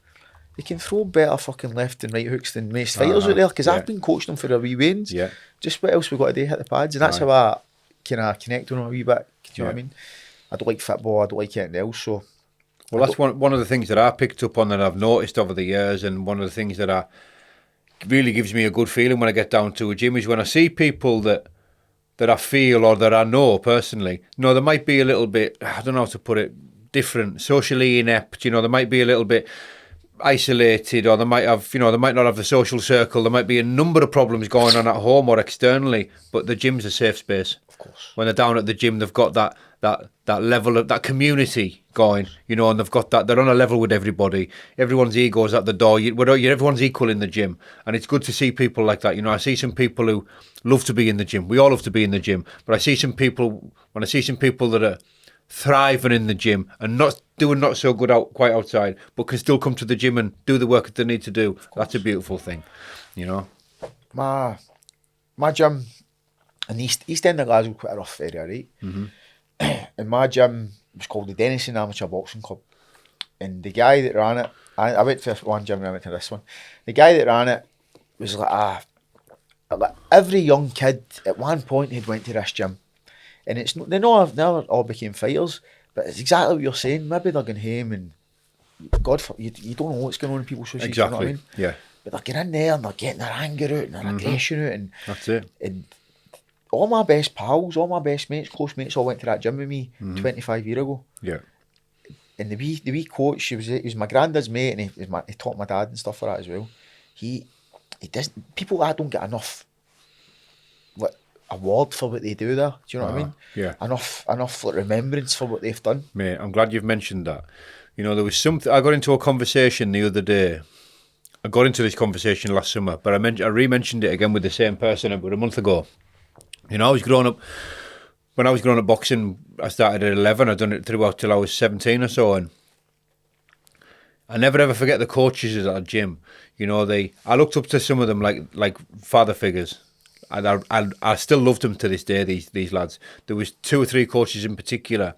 And for years and years, I spent in the back of an old Peugeot 309 driving up and down the country, fighting anybody and everybody all over the place. Good, you know. And them coaches, some of them are still involved now. They've never hardly took a round coin for the work that they've done. The level of commitment that they've showed, the lives that they've changed, the opinions that I had of them. These people were like, and still are, up there to me. Yes. You know, and they've done it thoroughly for the love of helping people. You know, they get very, very little financial reward, if anything. The lads I know, they didn't even hardly get the diesel covered sometimes because the money wasn't there. Yeah, exactly. So sometimes they're putting their own money in to get kids to shows, to get them boxing. And, you know, it's a funny thing. I heard this as well. We used to go along to shows as a spare to get fed. You know, you would get a sandwich, or you'd always get a meal. It doesn't happen anymore. You would get a meal ticket, or you would get a hot meal, or you would get a packed lunch every time you went away when you were boxing. So sometimes we used to jump on as a spare just a way to get fed. But I used to look at them coaches and think, and still do reflect on the time and effort that they put in, the lives that they've changed, the commitment they've shown, you know, and the positive impact it's had on the community. Absolutely, you know, absolutely, the unsung heroes. Yes, mate. Aye, I mean, there you go as well, with the schools and whatever. We spoke about children many times there. Guys like that should have more importance in the world. Yeah. They're, as I said, the guy that goes and works and deals with his family, he's a hero, but these guys are also heroes because they're not even got a blood connection to these kids. That's it. Most of the time. Exactly. And they're just getting up, and maybe it's helping them. They're getting out the house away from their morning wife to go and fucking see the youth. You know what I mean? It's a great thing. You know what I mean? I teach kids as well. It's win-win, isn't it? Ah, mate, it's class. Aye. It's class. We need more of that, man. We need so much more of that. Absolutely. We need so much more of that. Boxing is a great sport. It's good to watch, but it has become, professional boxing has become a wee bit whitewashed with the money, and even the general fan knows that there's robberies and that. Yeah, now, of course. You know what I mean? The way it's monopolised, and it's a business more than anything. It's terrible. And then you've got the YouTube kind of fighters, but I don't really have a problem with them, to be honest with you, because they do bring eyes on screen for what fighting is. Yeah, I agree. And they go and train. That Jake Paul goes and trains, game is due, mate. You know what I mean? And he's done well. But a young kid might be just looking at that and going, this is a problem. I'm going to fight. I'm going to make 20 million. But by the time they find out they're not making the 20 million, it might dip them away. That's the wrong motivation, is the money. You want a wee kid to go and fight, to go, I'm going to be a stronger individual. I'm going to be able to carry this with me through life, through business, through my peers, through being a leader in civilization. That's it. We need to give the kids that. We need to articulate that's what boxing is before it's money. If they can identify with the purpose, yes, you know, and the reason behind why they want to do it, instead of, you know, some materialistic goal at the end, then you'll keep a lot more kids in the gym for longer. Exactly. You know. Exactly. Absolutely. Exactly. Aye, boxing's a great thing, man. Yeah, absolutely. What is your fight? What's the next fight you've got on? Mate, I'm out on March the 1st in London against Sean Rafferty, the lad. Right. Seems pretty decent. I've seen plenty of clips of him dropping folk, knocking people out and that. He looks pretty decent. I think he's a bit bigger than me, so I'm expecting a good hard fight. Good. 7 weeks after that, fighting that Brett May down at this heavyweight down at Barnsley way. Right. Yeah, I'm looking forward to that one. It should And be these good are fun. gloved fights. They're in the little MMA gloves, the little Oh, 4-ounce gloves. nice. It's like a hybrid boxing thing, you know. Nice. So I think it'll be better. Nice. I think the shots will rip in a bit better than they will with gloves on, but maybe you just maybe not quite get the splits as you would with bare knuckle, you know. Well, I'm a boxer doing MMA and I've always fought in wee gloves. And it's very, see, like a boxer can guard like this. You can't get you away. can get right through the guard, and mate. it's really, really cool. I prefer them. Yeah. They do this 1FC, and That's right. and they do Muay Thai in it. So it's just pure striking with the wee gloves. I've seen that. That's That's a sport, mate. That looks that's good a fun. sport. That's That's right. a sport. I don't really like Muay Thai because I'm shy at it, but that's a sport. So you've got the wee gloves on for the 2 fights, and any return into bare knuckle, or what you doing? Well, with I've that? still got a fight left on my contract, you know. I'm waiting for someone to maybe get me dick hard. You know what I mean? I haven't really seen anyone that I want to fight. I don't just want to come back and do it for the sake of it. I would like to say I want to go and have a crack at him. You know, I want to try and beat him or something. You know what I mean? At this stage, I don't just want to do it for the crack. I might not see anybody. Might not go back. Right. I need to have a look at a fight and think that's a fight I really want. You know, but no disrespect to any of the lads. It's just I don't know if it's nothing personal or I don't look at any of them and think I really want to fight that lad. No, I really want to jump in there with that lad. Not in the UK, not really at the minute. Right. There's a couple of other things I want to do, you know, cross promotionally. I want to get out and I want to try these gloves on. Cool. But the main thing for me this year, we'd been away from the BKFC, mate. I want to have some fun, mate. I want to enjoy it. You know, and I love fighting. I always do love fighting. And I always take it seriously, as it should be. You know, I'm a camp, so I always get in shape. I can always get myself into peak physical fitness. But there's a certain intensity attached to it when you're fighting for the BKFC. You know, you're once I got my world ranking as well. You know, that's in the back of your mind. You know, you're concerned about your progression within the company. You're concerned about your ranking. You know, I just want to get out this year and I just want to fight anybody and I just want to have some fun. No pressure. You know, no pressure. I love And it. I feel that already now. I've got these 2 fights lined up. They're just fights. You could say they're like at a club level type fight. There's nothing riding on it apart from a few quid.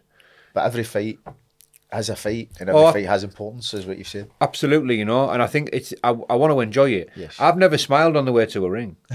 You know, I've never smiled on a ring walk. I've never smiled when I'm warming up. I just get that. I get that intensified and that zoned in, and I love that. I love that feeling. I get right into it, obviously, but I would like to smile at a ring walk at once in my life. Good. You know, I would like to think, and I think I've always said that in my last 2 fights. I'm like, go on, have a smile, but I can't because I'm not focused in that. But I think if I could bring myself to smile on the way to a ring, I think I would relax more. You know, for whatever reason, I think I would perform better. This is interesting. And I've just never been able to do it. You know, mentally, consciously, as I'm waiting behind the curtain, I'm like, go on, crack a smile, will you? And I can't do it. Is that right? You know, it's funny, I can't do it. Your steady state or mind, or what's your mind like? I feel like I'm just hyper-focused. Hyper-focused. I feel like I'm that's good though. so hyper-focused, you know, where to the point, like, I couldn't even, if I wanted to, I don't even think I could put a fake smile on. You know, it's just the emotional intent, or it's just completely not there. You know, the ability to smile seems like it's gone. You know, I'm that serious. And I would just love to be able to I'll try it on this fight again. You know, just to be able to get into me ring walk tune, and you know, to maybe get a bit of relax in that, because no matter how much I relax in that, I always get this same sort of tension in my shoulders. Right. Like fucking, like, do you know what I mean? Like I've just been let out of the cage. You know what I mean? Like it's just fucking gonna go down. And I would just love to have a little bit more fluidity in my on. Whatever reason, I just think smiling would bring that on a little bit more. Have you ever meditated? Yeah. What about meditating before a fight? I mean, I always say a good long prayer, you know, prayer, even better. and have my moment, you know. Does that not take that tension away from your shoulders? I mean, it can do. It can do a bit, you know, but it's we pray and then we have the walk, and then you sometimes stood behind the curtain a bit for, and it just feels like that just tension comes back a bit, that little. Probably it's just your fight that's mode. it, it's the nervous I excitement and that, you know. I get it too. And funny, your arms, you know, you get full of blood, your fucking veins come up and that, and you're ready to go, you know. See, right, so there's kind of 2 guys that fight, right? Usually one guy's too excited, or one guy's not really that up for it. Do you know the kind of level? Yes. My problem has been I've been too excited. Aye. Too excited, screaming, Yeah. So, no, that last fight at PFL, the fight before that, I had another break. I'd like 4 years out and had another fight. That's right. And just fucked my weight up and just everything was fucking mental. And I ran in all excited and got clipped. Never been dropped in my life, but I fucked up the weight. I lost too much weight and didn't get it born properly. So I'm going to, the clip was good, but I think it was a problem with my weight. Anyway, I get too excited. And there was always a problem. I was getting too energised. And my coaches were always, their job was to calm me down. So that last fight in PFL, biggest opportunity ever, right? All this shit going through it and all that. I hadn't fought and all this kind of stuff. And I thought to myself, I need to be calm here. I really need to be calm. Like, just super calm, because I'll not perform unless I'm calm. This is a big opportunity. He's an experienced kid, really good. So I prayed walking into the cage. And I prayed in the cage. I prayed walking into the cage and prayed in the cage. And like, didn't give a fuck who was watching me. Do you know what I mean? Like, I didn't care who was there. Yeah. And it instilled in me, that focus was there. That focus is always there, but it allowed me to charge into a wee bit better without all the other stuff I'm thinking about. Because usually I'm thinking, I need to kill this cunt. I'm going to fucking, I'm going to do it.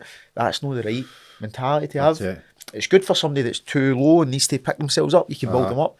So like when I corner a lot of fighters, and I can either, I need to level what my words are saying to them. I'm either picking them up or I'm either calming them down. That's right. So, and that worked for me. I was praying, walking into the cage. I was reading scriptures all the way before it. Prayed all the way into the cage, and I was super calm, mate. I was like, the fight slowed down for me. The fight was really, really, really slow motion. I've done really good in the first round. I beat him up in the first round, and he kneed me and kind of dropped to the knee. It was a good shot. I wasn't preparing for knees in training. But that's what I'm saying. The start of the fight, I wasn't too hyper anxious. Sorry, I was just calm. Yeah. I was going to ask you another question there. Sorry. So you're competing just now for the love it and stuff like that. Aye. What's beyond fighting for you? Is it coaching? Is it promotion? Is it being a promoter? Coaching, you know. I've been looking at a few lockups and that for gyms. What's that, sorry? I've been looking at a few lockups and that round here. Oh, right, for a gym, right. Units and that. And a couple we've looked at, you know, struggled getting a few of them over the line. More wanting the storage, not for businesses and that. But luckily, I've just got someone get back to me with they've got their own gym, someone I know. And they've got like free spaces. So I'm going to like start a kids class and start maybe a women's class and a fat dad's class or something. You know, something that I want to do as well, teaching, coaching, certain bits. I know all the basics, mate. I reckon I make myself a reasonable coach. You're highly qualified for that. You know, I think I'll be quite decent. You know, and I think I would like to do it as well.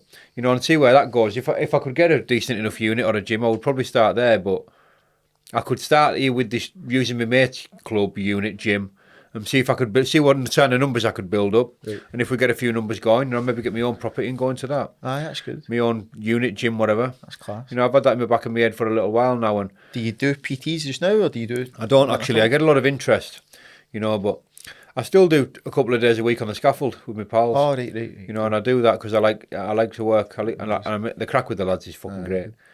So I do PTs. I do coaching, like fight coaching, and a lot of it's boxing. Aye. Because obviously I came home skint from jail and had no money and had to provide. And yeah, of course. When I was in Marbella, I was also doing PTs. Did you train in that Real Paddle gym? Aye. So in Marbella, there was no MMA coaches. Right. No cunt, and there was a big cage, and I was only MMA coaching fucking Marbella. I had cunts queuing up to train with me. It was good, and that's how I learned how to be a coach, a PT. And talking on the gyms, right? I think this is a great business model that no lot of people have got. Hopefully, somebody doesn't steal my idea. I'll say it anyway. That Real Paddle gym, they've got them in Dubai as well. Summer things, and what it is like, say you pay, it's cheap in there. I think it's like €50, but say £100. £100 gets you boxing, MMA, grappling, yoga, CrossFit, blah blah blah blah, the full setup, right? And you're taking money for each area to come into that business. So say £100 a month, say you get 400 members, that's 40 grand a month. So your rent's 5 grand a month, bills are 5 grand a month. It's a good income. And a guy like you, with your platform and your experience and everything, you could dig one of them up here, neighbour. Like a big operation, you know. Yeah. I think that's kind of, I'm planning it myself. Which my problem is I'm dead unsettled everywhere I go in the world. I'm not really mega settled in Scotland now because I've been living in Europe for a bit, so I don't know if I'm kind of going to settle here. But once I do settle, I'm thinking about opening a wee gym somewhere. and getting all the more encompassing yoga, fucking everything, saunas, CrossFit, all this kind of stuff. I think it's quite a decent business. But if you get it off the ground, give me a shout. Aye, definitely. And likewise, if I get mine off the ground, I'll give you a shout. Aye, I'll come down and we'll help you come cross down. in. Appreciate it, son, man. Aye, Really appreciate absolutely. it. Really appreciate it, man. Absolutely, mate. Aye, the coaching is quite... Corner, mate, I'm the best corner man in the world. Aye. Honestly, I'm not going to... I've been in lots of fights. I've had 50 odd fights myself, and I've had brilliant coaches. Yeah. And I'm very good at getting somebody up for it. Aye. I must admit, I think I am. Aye. I think I am. I find myself saying the right things at the right time. That's it. You know, and I find myself, like you said before, I instantly recognise that I've done 1 or 2 corners myself. And, you know, especially if you know the fighter, you know, that's always a big help. But to be able to either build them up or just calm them down a little bit is a skill in itself. Very difficult. You know, if you can do it verbally, you know, through connection as well. Yeah. But if you can do that with somebody, that's a skill in itself. It's good. It's even coaching as well, not just fighting. It's purposeful for me. Aye. I love seeing somebody get through that process. Uh-huh. I've taught a few guys, like for day one beginner, taking in having their first fight, second fight, third fight, and that. Yeah. And aye, man, just that transformation's amazing. Mate, there's a lad at the minute, Kieran. I'm training with him. He'll be in the BKFC before long. A rough handful of a lad who can fight, but was raw. You know, very raw. I've done a little bit of boxing, but not much.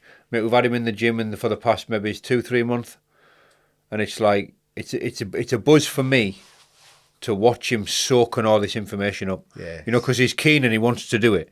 You know, and he's asking you and he's asking you and he's asking you, and he goes away and he comes back in 2 or 3 days and he's doing it. Wow. You know what I mean? It's like, it's a buzz for me watching him. His brain is like a sponge. Brilliant. It's just soaking in all this information. He's putting this step, this little subtlety, that feint, and it's all coming together. Where did you see? He's 30. Wow. He's So you're going to get him fighting then? He's 30. I'm getting him fighting. Brilliant.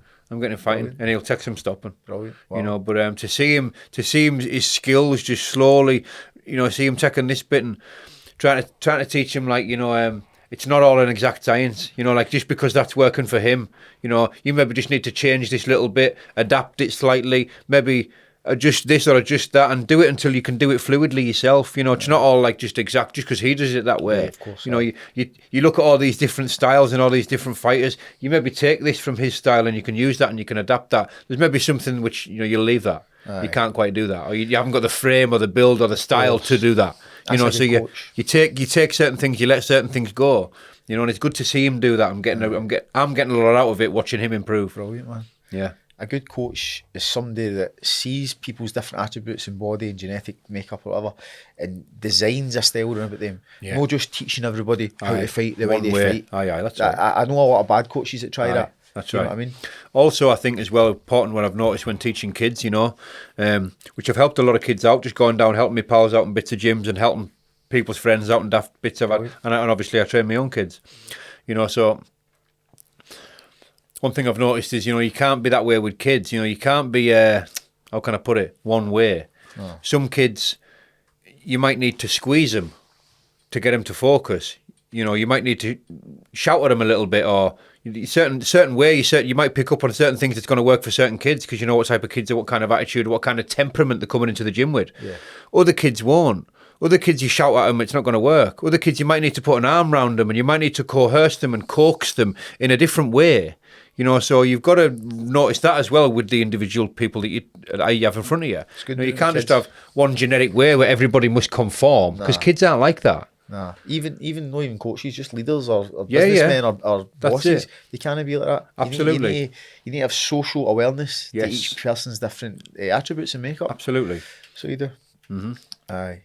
The business is good. The BKFC, right, bare knuckle. So when I went to prison, it was about online and stuff like that, but when I came out, it went like that. Uh-huh. And obviously McGregor taking part, it's gave it a good awareness to the MMA world and all through the world. And it was I want you on the BKFC. Mate, I'm ready to rock, man. I'm ready to rock. I see, be honest with you, mate, I think I'm 38, my MMA kind of age is kind of gapping down a wee bit now, and I'm aware of that, you know, so I'm ready to rock with it, man. Let's have a conversation about it after this. Definitely, mate. Definitely, man. I'll probably put you in the right direction. I appreciate that. I really do appreciate that, No man. problem. I appreciate that. Well, but we're going to wrap this. Whenever we wrap this up, whenever we finish talking, we're going to go down and we're going to have a couple of rounds. We're going to have a few tip-tap rounds, and I'm going to get your man here to choke me out. And you go, okay?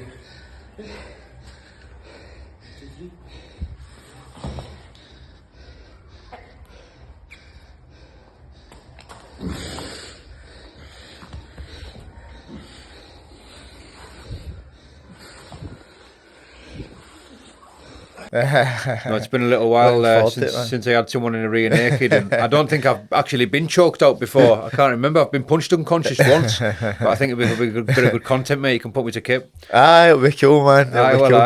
It'll be cool. Mate. Have you done much grappling? I've done a little bit, mate. It was about 4 or 5 weeks worth. I've done a little bit of wrestling and a little bit of jiu-jitsu. Nothing really. I've done like one of these white-collar MMA fights. Oh, wow. Wow. And there was a lad down there who was a Polish kickboxing champion, and he was kicking everyone's head off and all that. I reckon he was like quite experienced in that. Well, this was for people who weren't experienced, you know. So a few of the lads from work were like, "Why don't you come down and yuck this lad who's kicking everyone in the head and all that?" So I thought, right, I went down. I kind of know this lad now, and he's all right. But this Polish lad was like kicking people about and that down there. So I thought, right, I'll go down. But I went down. When I went down, the first night I went down, he took off and he never came back. He'd moved over to Newcastle to work. So I just went down there to purely to have a spar with this lad. That was it. And I ended up training. I knew the lad's coach, and there was like a jiu-jitsu and a wrestling coach down there when new. So I mucked in a bit, and I didn't have any intention of fighting because the lad I wanted to fight wasn't there. But there was this big farming lad who was about 18 stone or something. By the time they got to the end of the course thing, whatever it was, he didn't have an opponent. So he said, like, I'll fight you, you know, if you don't mind and not fighting. So we had a fight in the MMA and that. And I enjoyed it. How'd you go on the fight? I won. I choked him out in the last round. I stopped him with a guillotine. Nice. Aye. Nice. But just basics, mate. But see that wrestling is weird, right? I say this to a lot of people who are training it.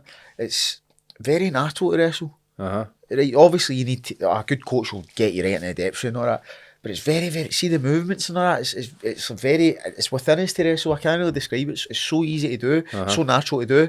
Yeah. Like moving your body in a certain position, it makes a lot of sense. Yeah. The only problem for me was when I was a boxer, so I'm used to be like that all my life. Then I need to totally change that to do that. Yeah. Like, that took me a wee bit of fucking about. But it's so natural. Like, everybody knows how to get a wee tussle with somebody. To be honest with you, I don't think there's enough wrestling in the UK. Aye. It's starting to come up now.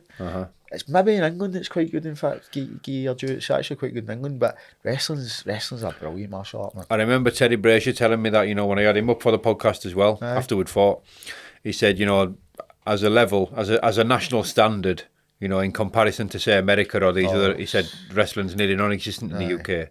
You know, instead it's like they have like all these other countries, you know, Georgia and all these countries around, they all have a national standard where, you know, people are, as a minimum, they're kind of quite good at wrestling, as a minimum, you know. So, but we make up with boxing.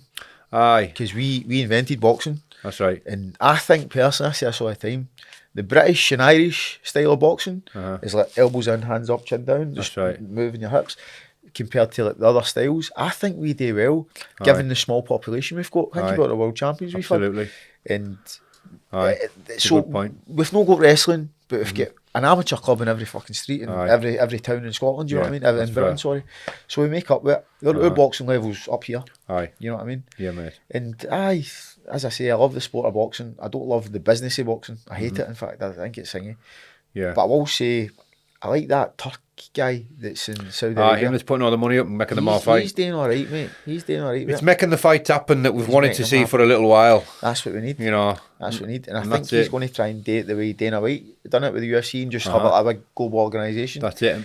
Yeah, it's a good utilisation of money, I think. It is, absolutely, and it's more. It's getting more of a formality now, where it's becoming like a bit more like a league, if you like, nearly like it should be like in the UFC. If you get to X amount of ranking, you are fighting this man. That's it. You know, there's not like 5 champions to choose from, like there is in boxing.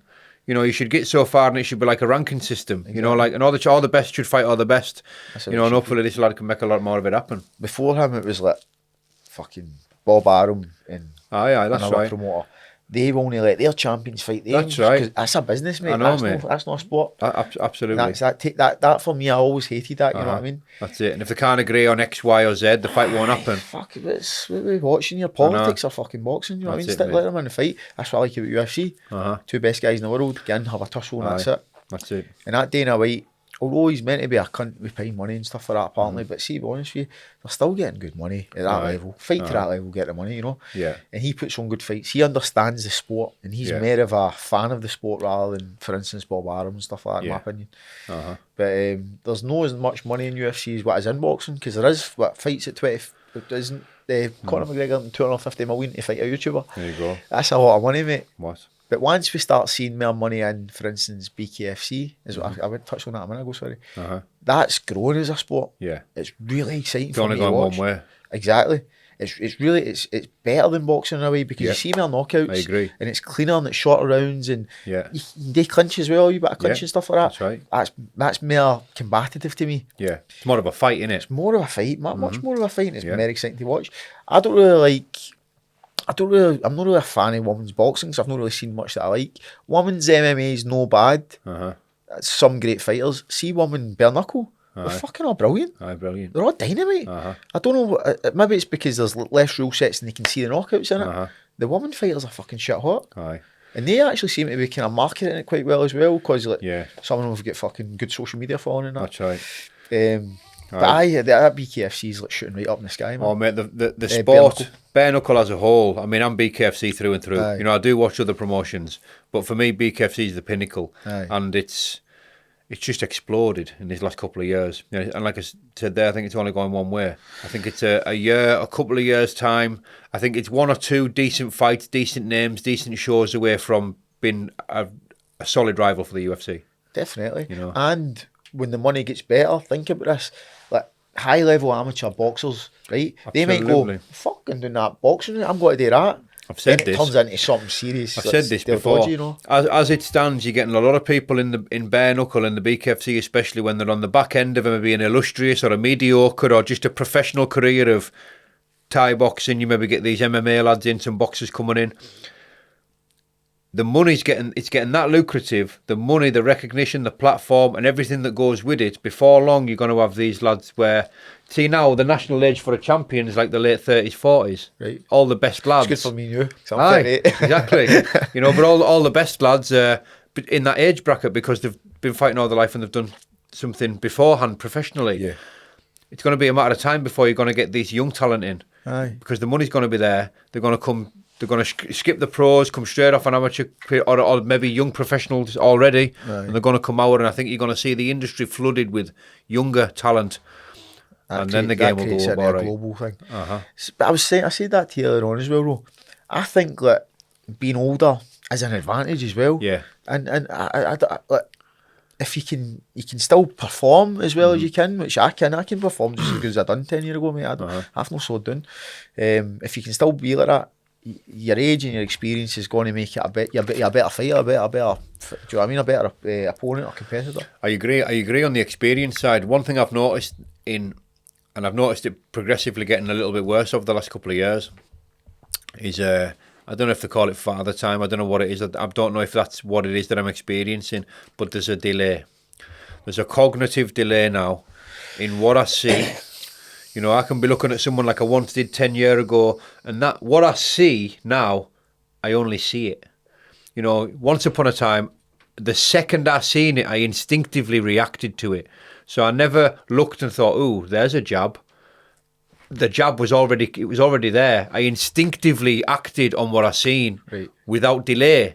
Right. Now I look and I'm like, "Oh," and I'm already 1 or 2 seconds behind. I've already missed it. You know, so it's hard. It's like I'm reading really good now. I read really well, but your output isn't. I'm just slightly misfiring. You know, and I think it's just age. It just always feels like I'm just that split second behind. All the moves are there, the know-how's there, but I just find myself getting caught when I shouldn't get caught. I find myself when I should have cracked someone and I haven't quite cracked them. I feel myself that little cognitive delay just creeping in a little bit at my age. Aye, I don't. I spar quite a lot. I only hard spar a couple of times in camp. Right. You know, when we don't knock bells out of each other when we go sparring, mate. You know. See, I used to back in the day. Aye. I was always a wee small guy in the gym, and I'm quite game, so I've had fucking 20 odd concussions, mate. It probably isn't going to do me well in life. And my dad was a pro boxer. He's never wanted me to fight. He was always dead anti no fighting. Do you know what I mean? And he said that exact same thing. See, exact same thing you said there. He said, I mentioned Scott Harris's dad. Peter Harrison was a world champion's dad. Yeah. My dad sparred the dad back in the day. So the dad's 30, my dad's 22, and the older guy says to my dad, I can see you jabbing me, but can't do anything about it. But it's gone on that note, mate. I think there is ways to keep that sharpness in your brain in certain aspects, and I think maybe naturally increasing your testosterone gives you that drive and that sharpness. I take Lions Mane. Aye. I take Lions Mane. Lions Mane gives me super focus, man. Super focus. So I take all these wee things to make me compete with the kids in the gym. Whereas I never used to when I was a kid. But it's keep me a wee bit level. I take a lot of stuff. I take Lions Mane. I take beta alanine, which is like, it gives me this wee energetic feeling when I train. I take creatine. I take a lot. I'm very into supplementation and nootropics and eating. I don't eat shit. I eat steak, eggs, fruit, and honey. I don't eat anything else. I can't eat anything else because when I do, I just what. And I think meditation, being sober, like there is a lot of things you can do to kind of keep yourselves young and sharp. But I think personally, I think that Lions Mane's the one for me. I've tried. I've sparred. I've got some of that. I've got a tub of that on. I've never touched. I get on it, mate. Aye. I took it before this podcast, so I can speak to you quite fluently. Right. You know what I mean? I sparred microdosing magic mushrooms a few times. Right. So I don't really like mushrooms, magic mushrooms or drugs in it like that. But it's, the microdosing's not enough to give you any kind of visuals or nothing. Nothing, zero. You don't notice it. Just it's like taking a wee energetic coffee and it relaxes you through your day. But I don't like to take it for an anxiety thing because I don't believe in relying on it for anxiety. It's like a band-aid covering a disease that you need to cure, right? But for a performance enhancer, I swear to God, mate, this is when I wasn't that fit as well. I could see punches coming before they were coming. Because it maybe alleviated the anxiety, because every fight you've got anxiety, you need to control the anxiety. It alleviated anxiety, so that wasn't in my brain. I could focus more on what was actually happening. So I don't know if it's illegal, it's a performance enhancer, but it does definitely work. It did definitely work. I never took it in a fight. I take that Lions Mane for a fight, and that gives me a different thing. That gives me like a general steady level of focus. So I don't take caffeine as much anymore. I stopped it the last few weeks because it was giving me this spike in energy, then I crash. So I take this Lions Mane, it's like a brown powder, and I just mix it in like a coffee, and it gives me this pure, clear, steady energy all through the day. It's fantastic, man. I want to try some of that. I've tried bits of it in the past, but not really. I haven't done it in any decent length, and I haven't took it before something to notice it. I've just took it on a morning because somebody gave me some for nothing, you know, and I maybe just overlooked it or overseen the benefits. But there's a ashwanga, shilajit. There's a lot of wee natural things you can do. That's what I'm saying. Just it's because we're older, we need to fight for our time. And there is methods you can fight them a wee bit better, I think. You know what I mean? Saunas are really good. They say that if you take 4 saunas for like 15 minutes per week, it increases your longevity by like 30%. And that's an interesting statistic. Well, I'll be in it, so I'll probably do that. I'll probably do that weekly at the minute. Every so that keeps you young, keeps your blood flowing and kind of stuff like that. Cold showers, cold water therapy. I'm into all that. I did this thing. So when I left prison, I came to Scotland, and every Sunday I was wanting to do something. So I'd go to the gym. I'd phone on my mates. "Want to go to the gym on Sunday?" Aye. Saturday night, I'm not coming, mate. Obviously, partying, right? So I would go to the gym myself every Sunday. Solitude Sunday, I called it myself, and went and smashed it. And then on my Instagram, I was like, "Do you know, I want to see if some cunts will come and train with me." So I done this thing. I've done a post on it. Guys, listen. Everybody drinks on a Saturday night, talk shit in the kitchen, made it quite funny. Rather than do that, come and meet me on Sunday morning. We'll go a cold water dip. Ended up with about 40 people came. So every week we get together. We call it Steadfast Sundays. No money, nothing. Just all get together. We go hill walks. And I'm keeping myself. It's my social group because I don't go out. You know what I mean? But I'm also there's guys are saying to me, "Brian, I can't survive without that." That's keep me off a drink. It's keep me focused, keep me relaxed. So cold water therapy is kind of helping me things like that as well. That's brilliant, mate. Well done. Fair play to you. Cheers, bro. Aye, mate. I love it, man. I really love the wee group. They're cool guys. They're texting me there about the podcast and stuff like that. So, well, I'm going to put your links to your Insta and nice one, any bro. other thing you want in your description. We'll try and get some channel up. We'll try and get some traffic over to Lovely, yourself. mate. Yeah, you just know? at Brian Hyslop and brianhyslop.com. No problem, mate. We'll get them in. We'll get them links in the description. Thank you, man. But what I wanted to ask you before I went, I'm going to give you a minute at the end, to thank whoever you want, any sponsors, any mentions you want to give. That that's up to you. But I want to ask you, to anybody out there that, let's say, struggling, lacking direction, they don't know what to do, they don't know where to go, they don't know where to turn. People aren't sure, and the world's full of these people at the minute. The youth and teenagers. People don't know they don't know their ass from the tit these days. They don't know whether they're coming or going. They don't know whether what they are.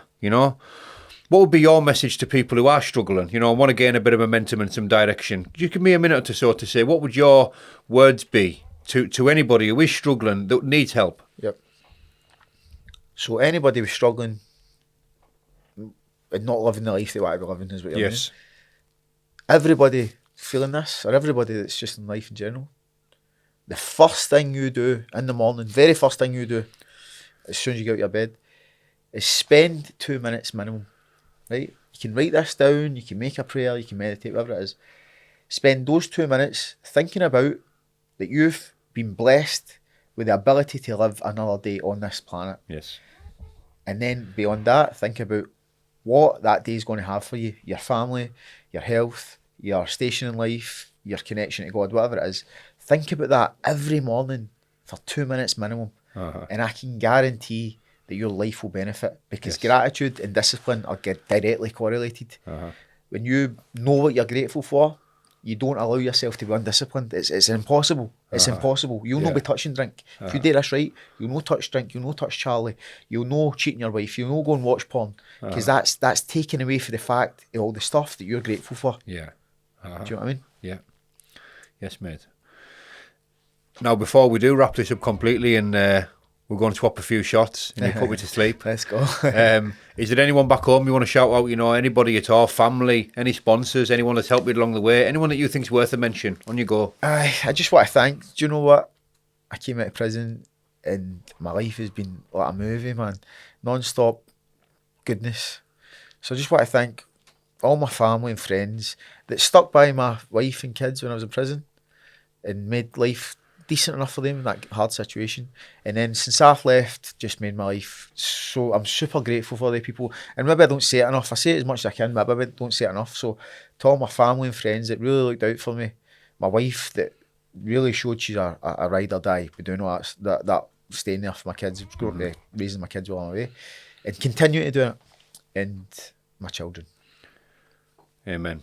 Thank you, bro. Thank you, my brother. Thank you, man. I really enjoyed that. Me too, really enjoyed mate. that. That was It was class. brilliant. Thank you, mate. Thank you, bro. Thank you, brothers and sisters. Thank you for listening. Praise the Lord. Bye-bye for now.